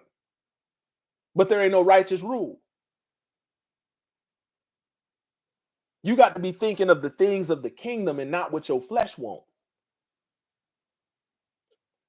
The coldest moment of your life, if you think, okay, man, this man is a dummy, he's a plumb fool, he's this, he's that, but guess what? You said yes to him. As a man, if you got a woman and it's not proven that, okay, you in all this captivity and bondage, you on the rooftop, she quarrelsome, guess what? You the one selected her. Oftentimes we select folk based upon what our flesh want and not what the Most High Yah would have for us. Most High Yah looking down saying, ain't no way they gonna be evenly yoked. Ain't no way they gonna be a one flesh. Ain't no way. Both of them filled with the spirit of Hasatan. Man won't be ruled by Hamashiach. Woman won't be ruled by man. Man, that's a recipe for disaster. You throw a rock and hit somebody like that. Ain't no obedience to the will of the Most High Yah, the commandments, the laws, statutes, the precepts, the ordinance, none of that on either side. But yet, man, we be sitting back thinking our way gonna be prosperous. 2026, God is gonna bless us. Make our marriage just the most prosperous and blessed as can be. Man, that prosperity, man, that marriage flowing with milk and honey is not without work. It's not without obedience to the leadership that's come well before us, to leadership in this present day. You know, men, oftentimes things are not going the way that you think they should be going because of your lack of submission to the Most High Yah. Women, your relationship is not going the way that you think it's supposed to go due to your lack of submission to the man. There's more rebellion and resistance. You have to think, man, a whole household can be ran in debt and be in bondage and captivity. Man and woman can't get a break. They working like, when you think about people say, man, you working me like a Hebrew slave. Both man and woman working like a Hebrew slave. And then the woman says, you know what?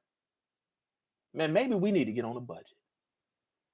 You mean I'm gonna have to give up my ESPN Live? Look, The man comes along and say, hey, you know what? We need to get on a budget. Matter of fact, hey, all of this frivolous spending, we're gonna have to nip this in the bud. We're gonna be on a $25 a week allowance. Man, you would have all kind of rebellion. Man, daddy, I can't get with all the stuff I be getting on Amazon. I got packages coming Monday through Sunday. You don't give a damn about no Shabbat. They're getting it. You are met with all kind of rebellion and resistance. Okay, your children do not care about what it actually takes to raise them, rear them, to provide for them. They don't care. Your children can know, they can see the struggle around them. And you know what? You say, hey, man, it's going to cost you. You got this end of the year trip that you want to go on. Right now, man, we don't have, as your mother, I don't have the money to pay for that. Something going to have to cut. Something going to have to go. See, what we going to do is, instead of buying these name brand cereals that's $8-10 a box, we going to get this big old bag of generic cereal for $3. And I'm going to put the difference aside. That way we can save up the money for you to go on this field trip. I'm just giving you some examples. Man, your children is not trying to hear that in the middle of the grocery store. They is not trying to hear it. Falling out on the floor.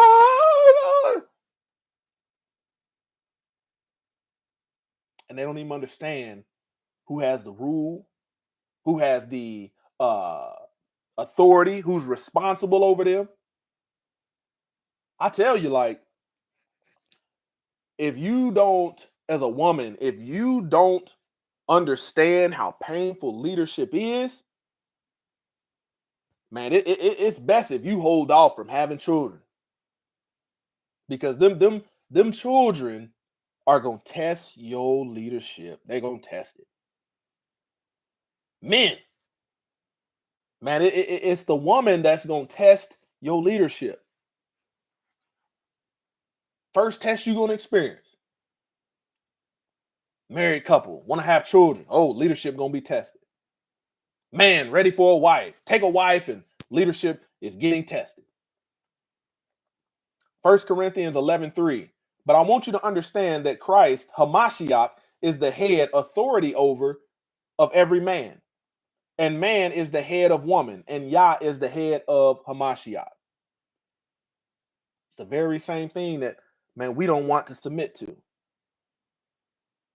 We don't want to submit to it. Submission, Jeremiah 3:15. Then in the final time, I will give you spiritual shepherds after my own heart, who will feed you with knowledge and true understanding. Oftentimes, when you have people like this, people say, man, that's a cult leader. Man, that's a conspiracy theorist. That joker ain't doing nothing but spreading conspiracy. But really, what they're doing is giving you understanding of the times, so you know how to navigate it. So you knew how to navigate it. Get you some heirloom seeds. Buy as many as you can.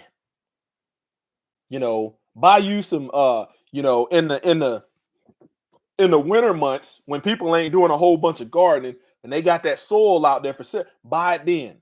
So you don't have to pay these high prices in the summertime when it's in high demand. Buy your building materials, buy this, buy that, pay down your debt. Don't get into no more debt.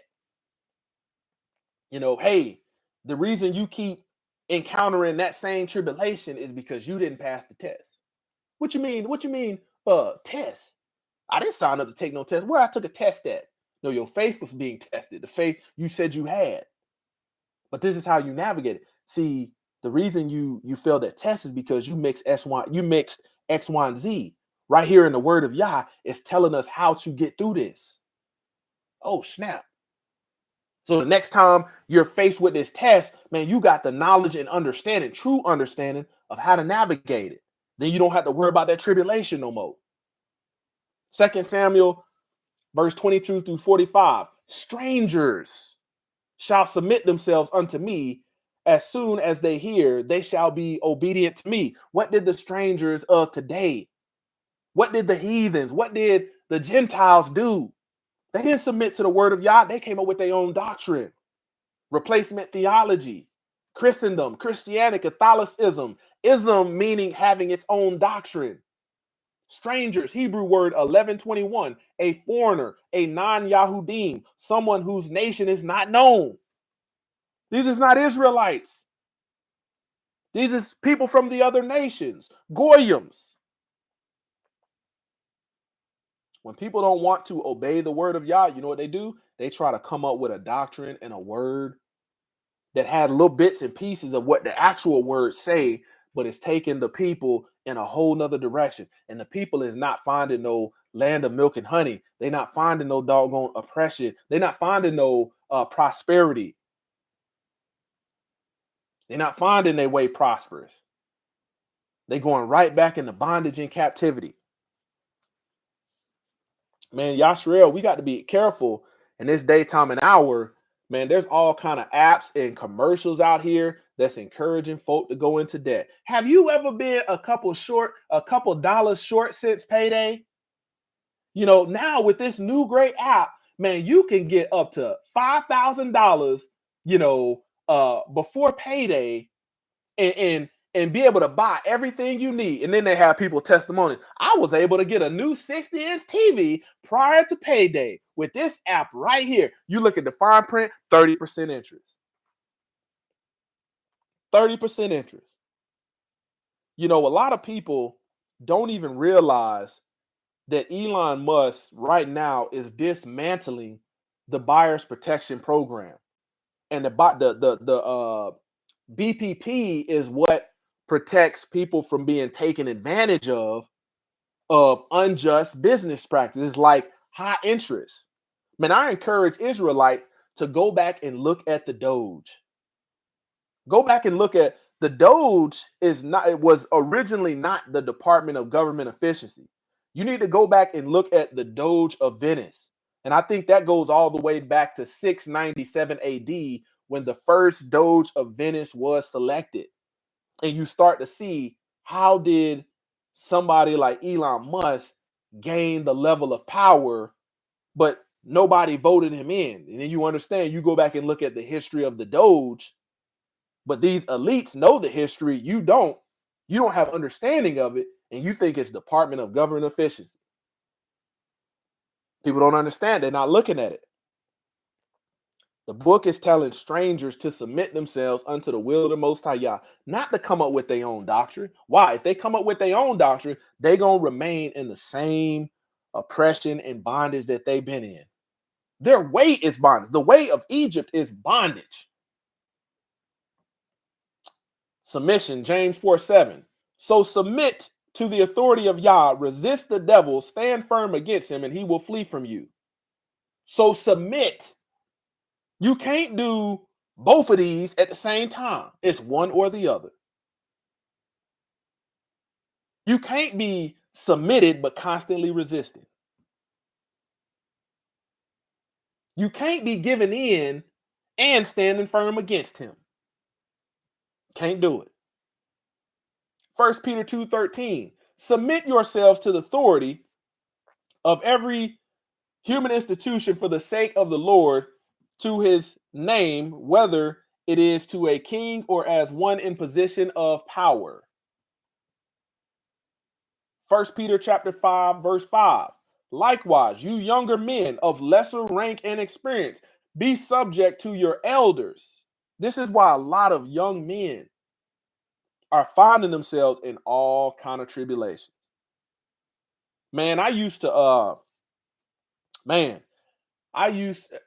as an Army recruiter, man, I remember folk coming in not understanding that they needed to make their way prosperous, but it was going to take some work. Their goals was only focused on material things. And oftentimes they found bondage. Even though you give them all of the wisdom and knowledge you have. Think about it. Some of our young men don't have they have grown up to be, handsome, to be decent looking, strong, but they don't have no understanding. You got young men. Let me tell you something, man. You got young men who have been raised by a mother and it ain't been no easy journey.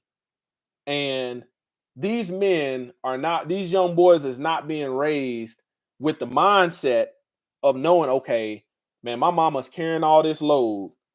As a man, I need to stand up on my feet and as a man be able to provide for myself. A lot of these young men don't say that. And I saw it as an Army recruiter. You got young men that the only reason they work in a job is to have a new car, but yet mama's still paying for all the food in the house, all of this. 18, 19, 20 years old. I used to tell a lot of these young men, you need to get your butt up and doggone quit smooching off your mom. They would leave out the recruiting station, file all kind of complaints, but that might have been the only time they got some truth. They didn't want to submit. You had to think, man, I had soldiers in basic training. Man, they swear up and down they knew how to do everything, and they done everything that we about to show them in ROTC. And they would fail a lot of this stuff miserably. Oh yeah, I'm very familiar with throwing grenades and all of this. Get blown up, and you have to slam them on the ground because they up here looking and doing all of this foolishness, have no idea of what they're doing. Don't want to submit to authority. Man, I even had to tell my sons, how are you going to receive the instructions that I'm giving you and you trying to tell me the instructions you want me to do? You better put the shut to the up. Shut to the up. Younger men don't want to submit. Young men of lesser rank and experience want to be a know-it-all. You don't know a Phillips from a flathead. You don't know a hammer from a mallet. Somebody's trying to teach you something, and yet you want to tell them how to do it. Just shut up. Shut up. That sounds harsh, but that's the only way you gonna learn something. Spiritually, in your actions. Sometimes shutting up is being still. Man, I'm wondering why. I think about this. You wondering why you ain't hearing from Yah. You got you got your music cranked up everywhere you go. You got Jasmine Sullivan playing, bust out the windows of your car. You got Lil Boosie over here telling you to doggone bust down all these daughters of Zion, and you wondering why you can't hear from the Most High Yah. Sometimes you got to shut up. Be still. Don't say nothing. You wondering why. You got to think, man, when I am reading this word, see, I like to read it when there's peace and quiet around. Okay, if I'm on my lunch break, I'm gonna go sit in my vehicle and read it. I'm gonna get up early in the morning and read it. I'm gonna wait till everybody go to bed. So Most High Yah can have the environment to be able to show me, okay, what do I need to see in this word that's gonna make my way prosperous? Likewise, you younger men of lesser rank and experience, be subject to your elders. Seek their counsel. Man, when you don't seek no counseling of your elders as a man, woo, boy, that pride gonna wear you out. Gonna wear you out. Man, don't go down there to them people because they gonna scam you. I understand what you want. I understand you got your eyes on this, but that ain't the way you need to have it. You go right down there and do it. 45% interest. Woo, boy, I got that V6 scat pack. I got it. Payment, $1,500 a month. 80,000 miles on it already. Way of the food, they got you with that paint. Hey, we got this one just polished out the shop. We got it for you. You approved. When they tell you approved and you ain't got to run, oh man, you ain't paying cash. Oh no, they got you. We need you to, matter of fact, we just need you to bring $350 up here weekly. They got you. It's because you don't want to listen. And all of you, clothe yourselves with humility towards one another. Tie on the servant's apron. Tie on the servant's apron. Prepare your hands for work. For Yah is opposed to the proud, the disdainful, and the presumptuous, and he defeats them. but he gives grace to the humble. You know, man, when I'm in the kitchen sometime when my daughter comes to visit and things like that, I have to make sure she's in the mindset to be able to receive. Sometimes you have to you got all this ripping and running. You have to put your mindset in the mode to receive. Okay, now I'm about to receive something. Let me go in here with a you have to think, man, some children have a notebook full of stuff. Notebook full of stuff. Ain't one free page in the notebook. But that same notebook you carry in the class day in and day out, wondering why you don't have the answers to the stuff and it was given to you. Your parents bought you multiple notebooks because of your laziness, not wanting to have a clean slate. You up here trying to write stuff in the corner of the header of a full page of notes in the corner. You wondering why you can't read it later. And oftentimes that's how we approach leadership, how we approach elders, all this stuff that you didn't learn in your little 20 years of life, and you got somebody 70, 80 years old trying to put some game on you, and you want to use this as an opportunity to show them everything you didn't learn in your 20 years of life. Man, this stuff repeats itself. Everything under the sun. They've experienced what you've gone through, maybe not in the same way, but to some degree, some capacity, man, they know how to navigate that. They know what failing the test looked like. Ephesians 5:22, wives, submit yourself unto your own husband as unto the Lord. Man, when you don't do that, and one of the biggest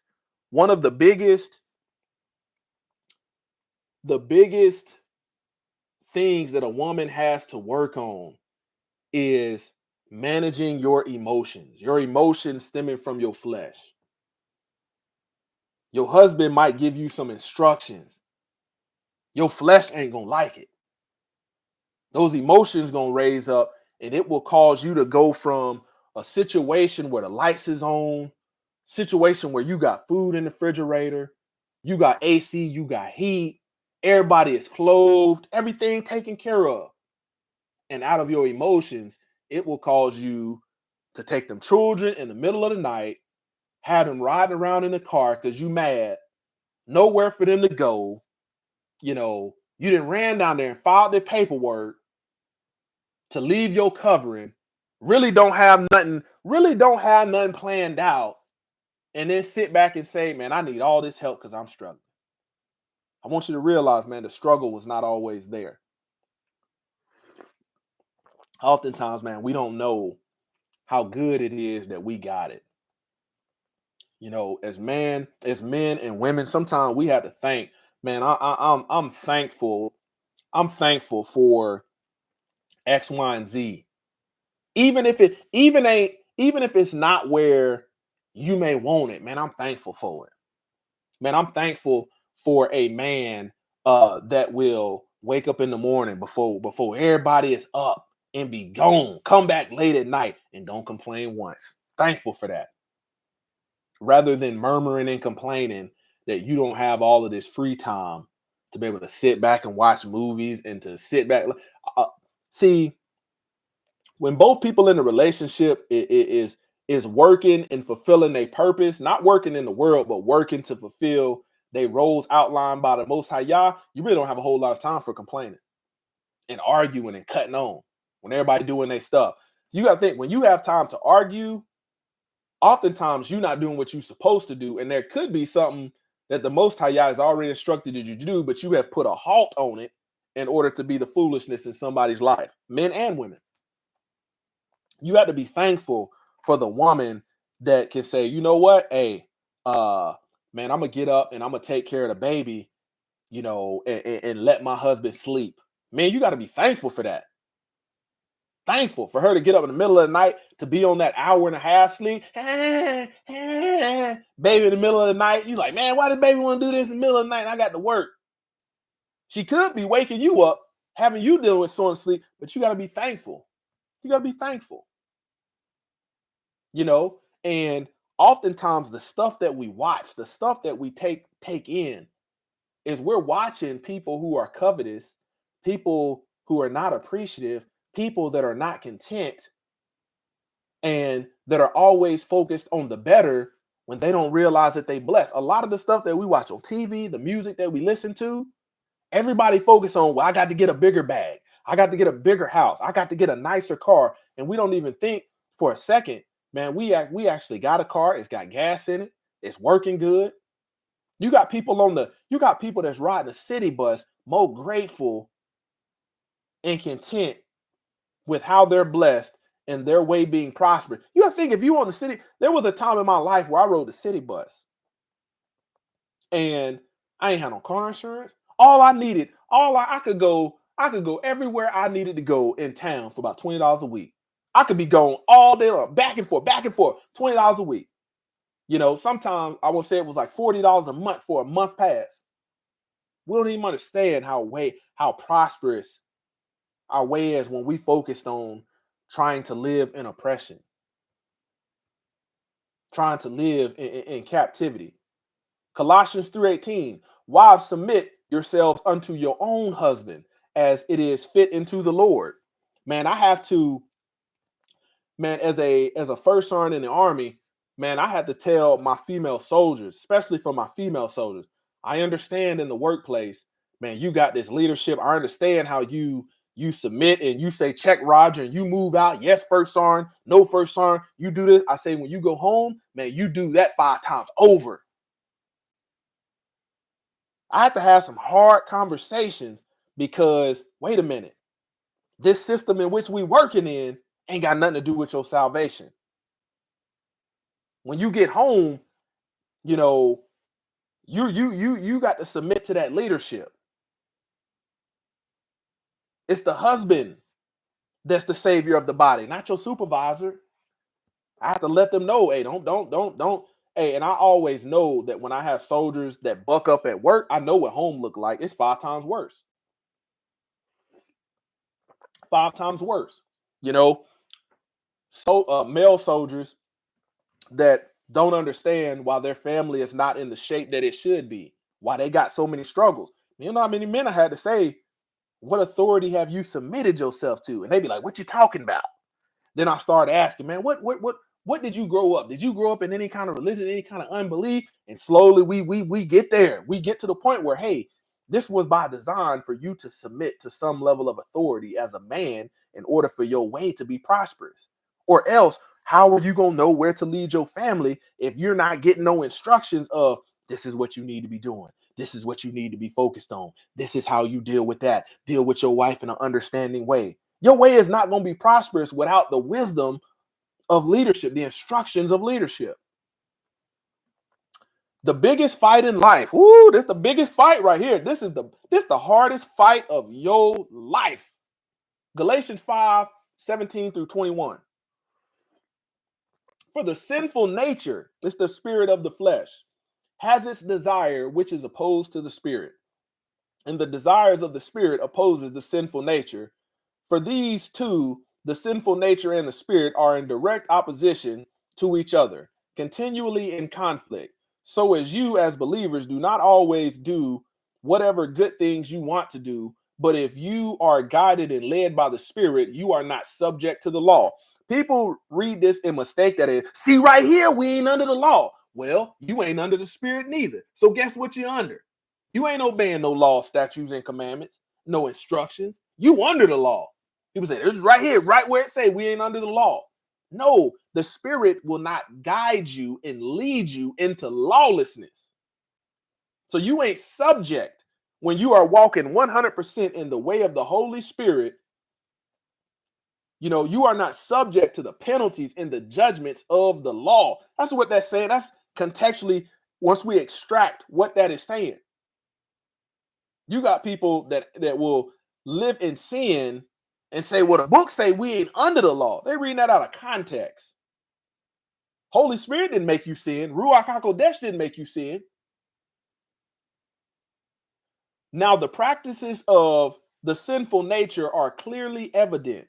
They are sexual immorality, impurity, sensuality, total irresponsibility, lack of sexual control, idolatry, sorcery, hostile, strife, jealousy, fits, anger, disputes, dissension, factions that promote heresies, envy, drunkenness, righteous behavior, and other things like these.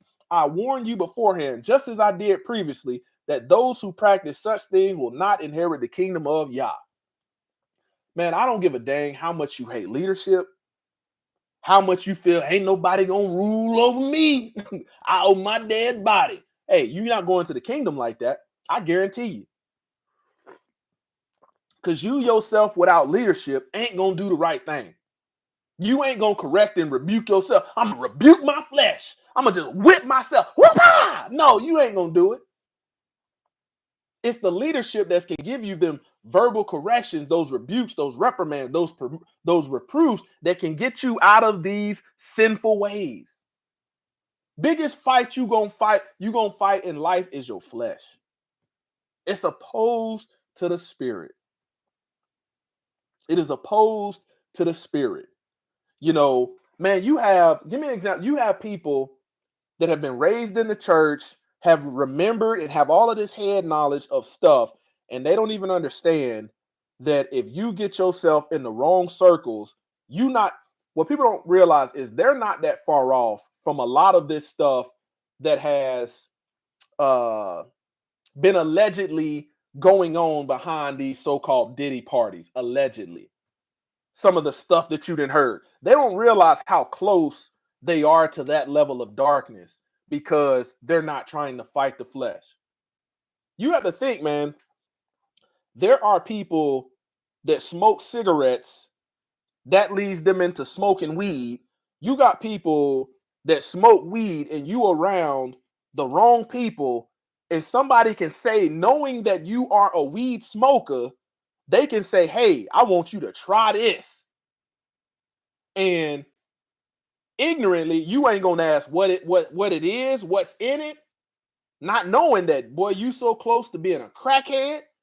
Whole time you sitting weed high laughing, man. Look at them crackheads over there trying to steal that couch. Look at them crackhead over there trying to steal that trash can. Look at that.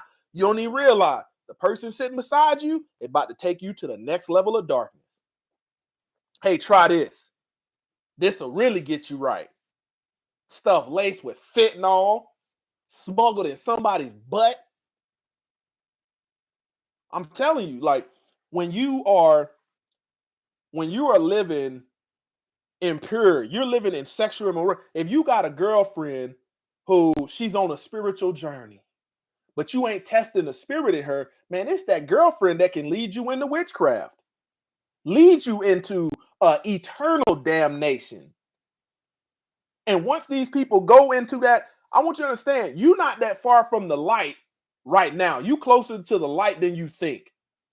But if you doggone let these people influence you that love being in bondage and captivity, man, it's game over. It's game over. Man, I tell you, man, when I was in Germany, Germany's known for its red light district. I've seen it with my own. I wasn't walking in truth back then. I tell you, hey, I went and viewed it. But I knew people that would say stuff like, if you think the red light district is jumping, I can show you something better. If your flesh is curious to what's better than what you are already seeing in its wickedness, oh snap. That's how you end up in there in them alleged Diddy parties. You wondering why these folk of notoriety in world, they don't want no association, and people out there saying, oh, I ain't got no affiliation with that. And then it get released. Oh snap. These people was in there too.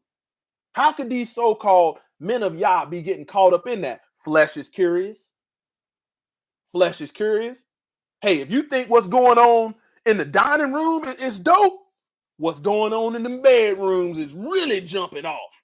For real? What they better doing? Man, I can't. When somebody say, man, I can't tell you. You just got to see for yourself. Oh, you about to hit a new level of darkness.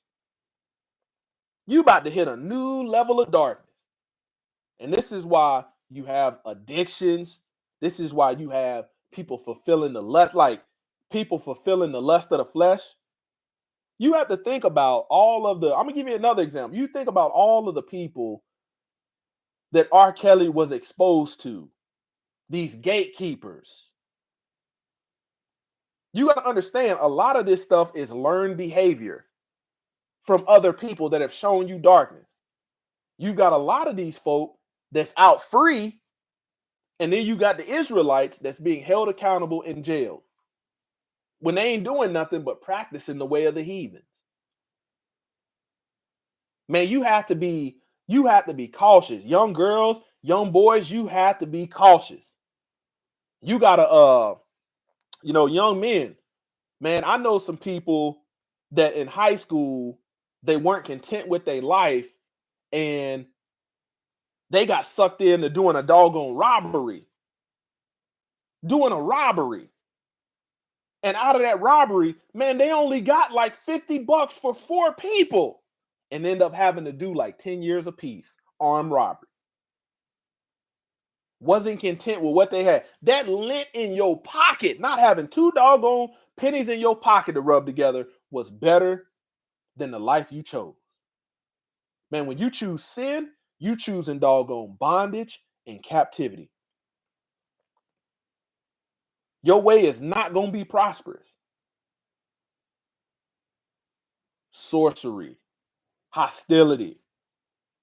See, oftentimes we think we can sow in with sin and reap a blessing.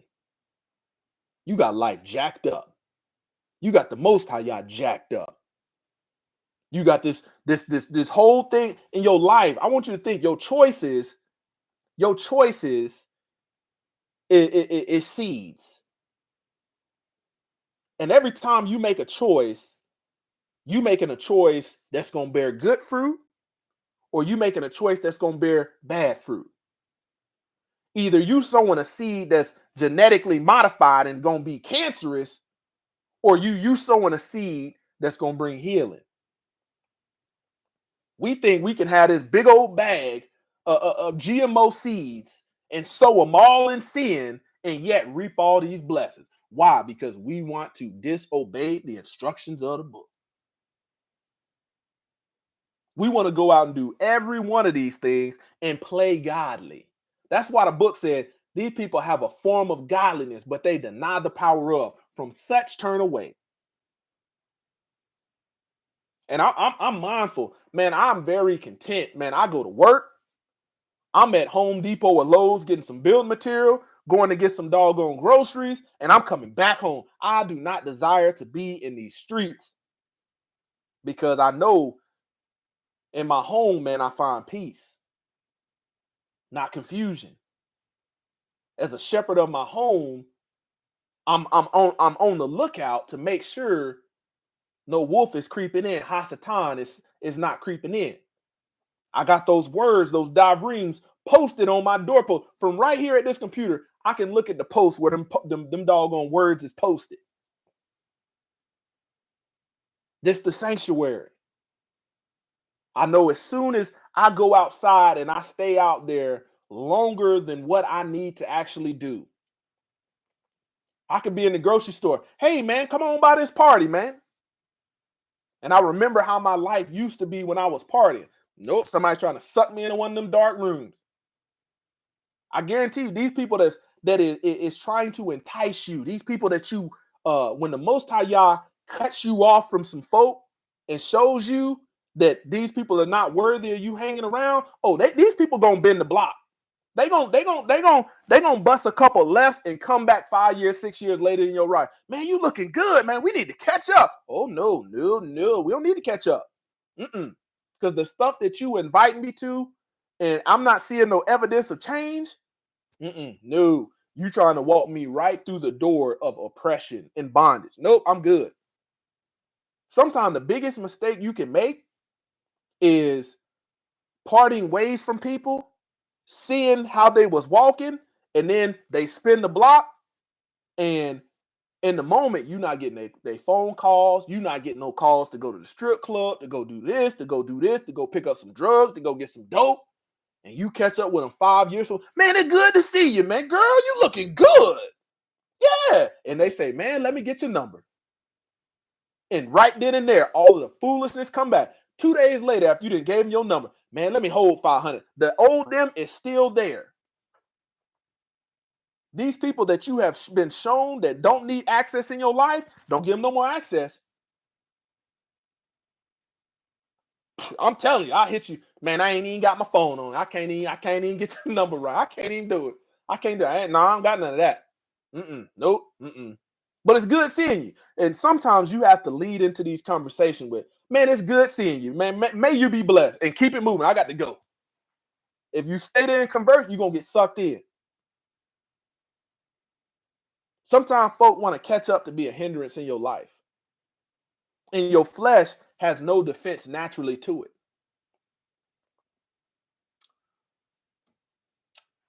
Romans chapter 8, verse 5 through 8. For those who live according to the flesh set their minds on the things of the flesh.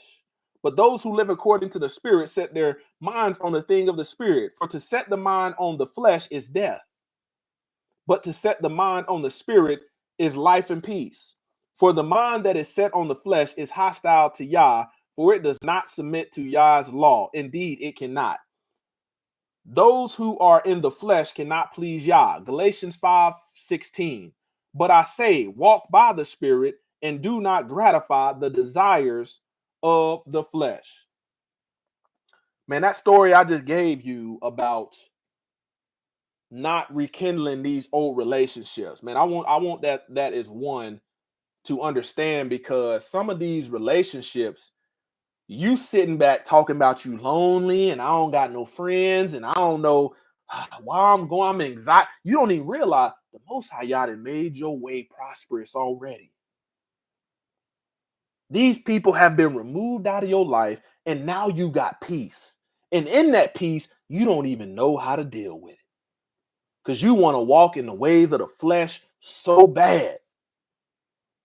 You had people in your life that had you, you thinking you going to a cookout and these people pulling you up in a car and you got to get out and fight. There's folk out there that's got friends like that. Most High Yah has shown you and made a way for these people to no longer be in your life. Anxiety and depression sets in. You like, man, boy, I can't, man. You might have had a man or woman that was violent, abusive. And you sitting back here, man, I ain't got nobody. You see them in Walmart, you getting groceries, you look good. Let's go ahead and catch on up. Oh, no, heck no. You walking right back into that bondage and captivity. You don't even realize the prosperity that you experiencing is you ain't had a glass dish or cup thrown at your head. You ain't had nobody in the house that's closed fist swinging on you. But that flesh, it's lonely. It's cold at night. Woo! Most High Yah gave you a nice comforter set, and it ain't enough for you. You might got an apartment. Heat didn't work at one time, but now that heat working good. But yet, I got to have somebody in these sheets so bad. I'm gonna invite these same wicked heathens back in my life so they can wreak havoc. I'm telling you, you see that man, people are very good at being chameleons. Very good at making themselves look like they've experienced growth, making themselves look like they have matured. But in actions, if you test the spirit in them, you'll realize they're not. You say, man, back in the day, he looked a little dusty, but now he looked clean, good, girl. He done got his life together. And you're going to invite that same bum back in your life. He was good looking back then and still got you. Had you working, Joker want to sit up in the house and eat grilled cheese and smooch off of you. That's the same Joker that you possibly inviting back if you don't test the spirit in these folks. And when they come back around, let me tell you something. When people spin the block, men, listen to me. When you see them, they not gonna be just the people that you was like, okay, we just smoking this Reggie weed. No. They gonna look like they living their best life. But you don't know that, okay, if you hang out with these people, man, they gonna get you sucked into scamming. They gonna get you sucked into all kind of fraud. You see them joker pull up in the G-Wagon. Oh, snap, player, you doing good in life. Woo! Wait a minute, that's your same homeboy that was scheming and robbing back in the day. Same one. Hitting licks, going up in B&E, going up in empty houses. Same homeboy. Barely escaped death back then. And you wondering why you hanging out with these folk and you catching all kind of tribulation. Your flesh does not want to do right, man. That's the biggest fight you have in life. Romans 8:13. For if you live according to the flesh, you will die. But if by the Spirit you put to death the deeds of the body, you will live. Every day, man, your flesh is walking you into haymakers. Walking you into, I want you to understand from the moment you wake up, if you are not following the ways of the Spirit, the Ruach HaKodesh, it's just like walking through a line of people. You ever see when an athletes at the end, they do this thing where two lines and everybody run through and cheer each other on? Man, when you following the ways of your flesh, it's like, except being cheered on, you walking through a lineup of people just slapping the living daylights out of you. It's the biggest fight of your life. It's like you trying to subdue everybody in what the heathens call a mosh pit, where they listen to this music and start fighting everybody.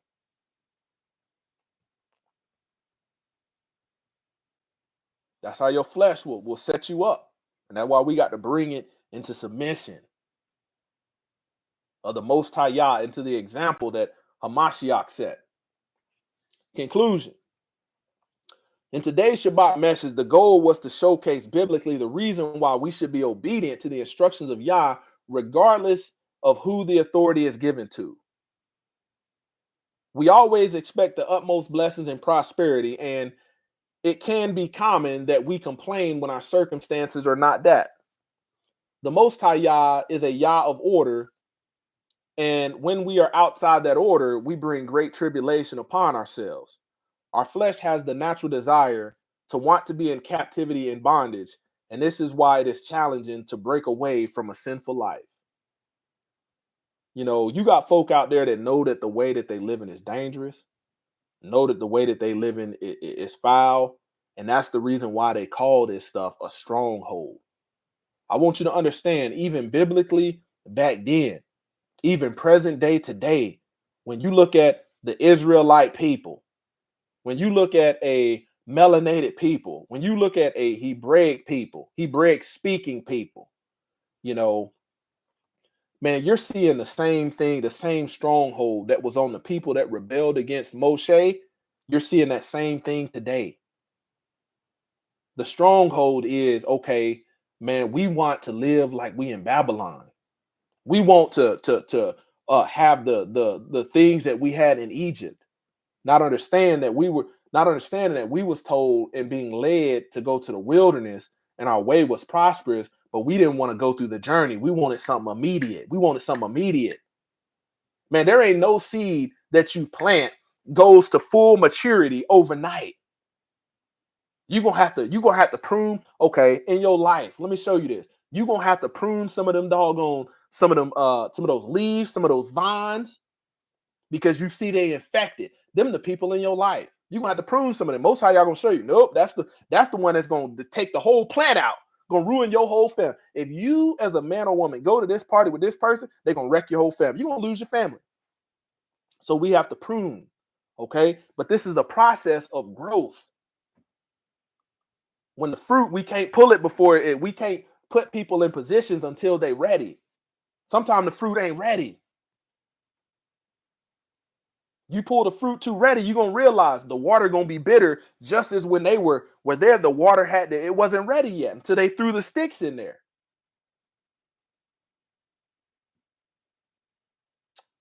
Leviticus 18:3. You shall not do what is done in the land of Egypt. Say that again. You shall not do what is done in the land of Egypt where you lived. And you shall not do what is done in the land of Canaan where I am bringing you. You shall not follow their statutes, their practices, and their customs. Man, there's certain things that when I looked at, man, why is a man did I have an effeminate spirit in certain areas of my life? I started to look at, okay, look at how I'm adorning myself, as a man. And I was doing a lot of the stuff that they did in Egypt. Once I rejected the stuff that they was doing in Egypt, then I didn't have all these problems. Just the obedience in the word, you know, came deliverance, came healing. You look at men today, and if you see these men that's got the little cross earrings and all of this stuff, men that want to be pretty, man, you're looking at some men that have not been groomed and raised in righteousness. You're looking at men that have succumbed to the ways, the practices, and customs of Egypt. Most of the stuff that we see today in a lot of these trends are just coming back in a cycle, but stem from Egypt. You have to think about it. I've said time and time again. You look at the practice of keeping birthdays.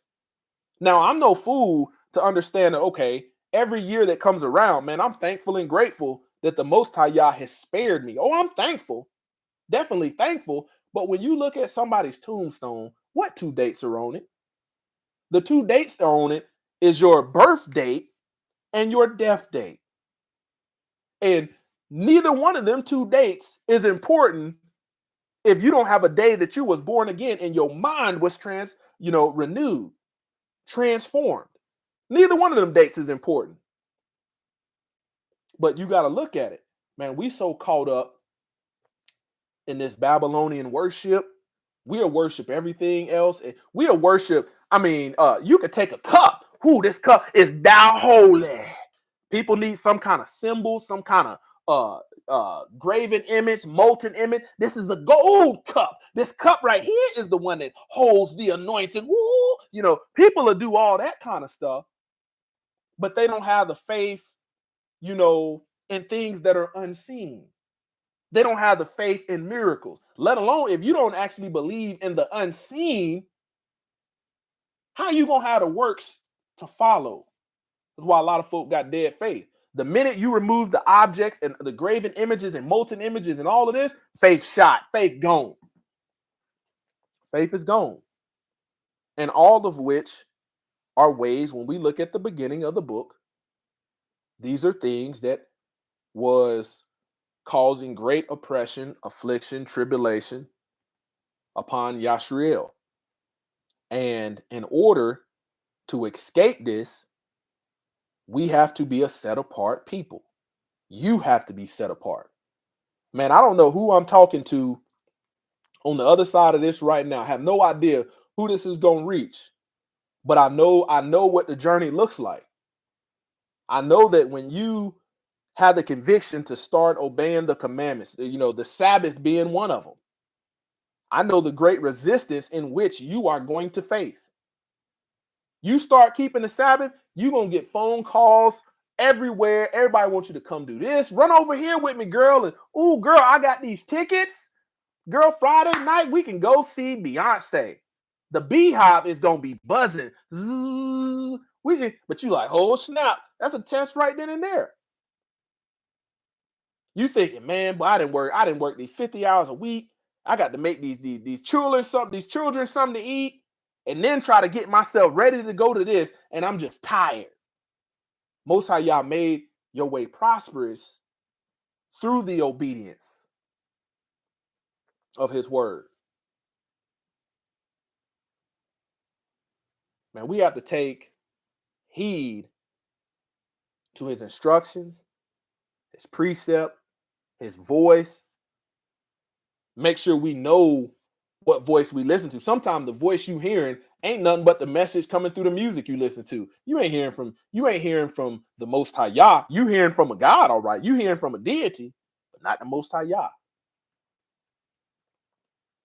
Man, the stuff that the Most High Yah gives us in concept is not hard. It's not hard. What the challenge is going to be is getting your flesh to comply. And you can't get your flesh to comply without the spirit.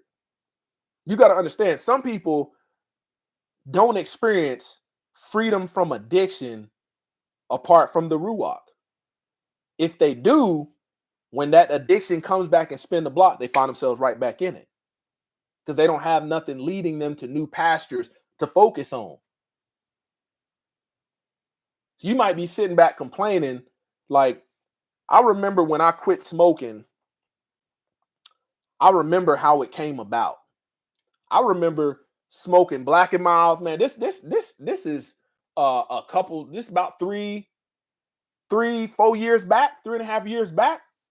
Man, I could smoke a pack of Black and Miles one day. Be out there telling all kinds of stuff. Yeah, but you got to try this and try that. I was burning them things down, killing my lungs. And I said, man, I need to get rid of it. I need to let this stuff go. I need to let it go. Man, my daughter got asthma, all kinds of, I'm like, this ain't doing nothing for me. It's a money pit. I'm paying for my own funeral. But guess what? The casket ain't going to be paid for. And I remember during that time, man, my workload increased. I was like, man, I got so much work to do. I don't even have time to smoke. And then it hit. 2 weeks like that. I said, man, I ain't smoked in 2 weeks. Praise Yah. Hallelujah.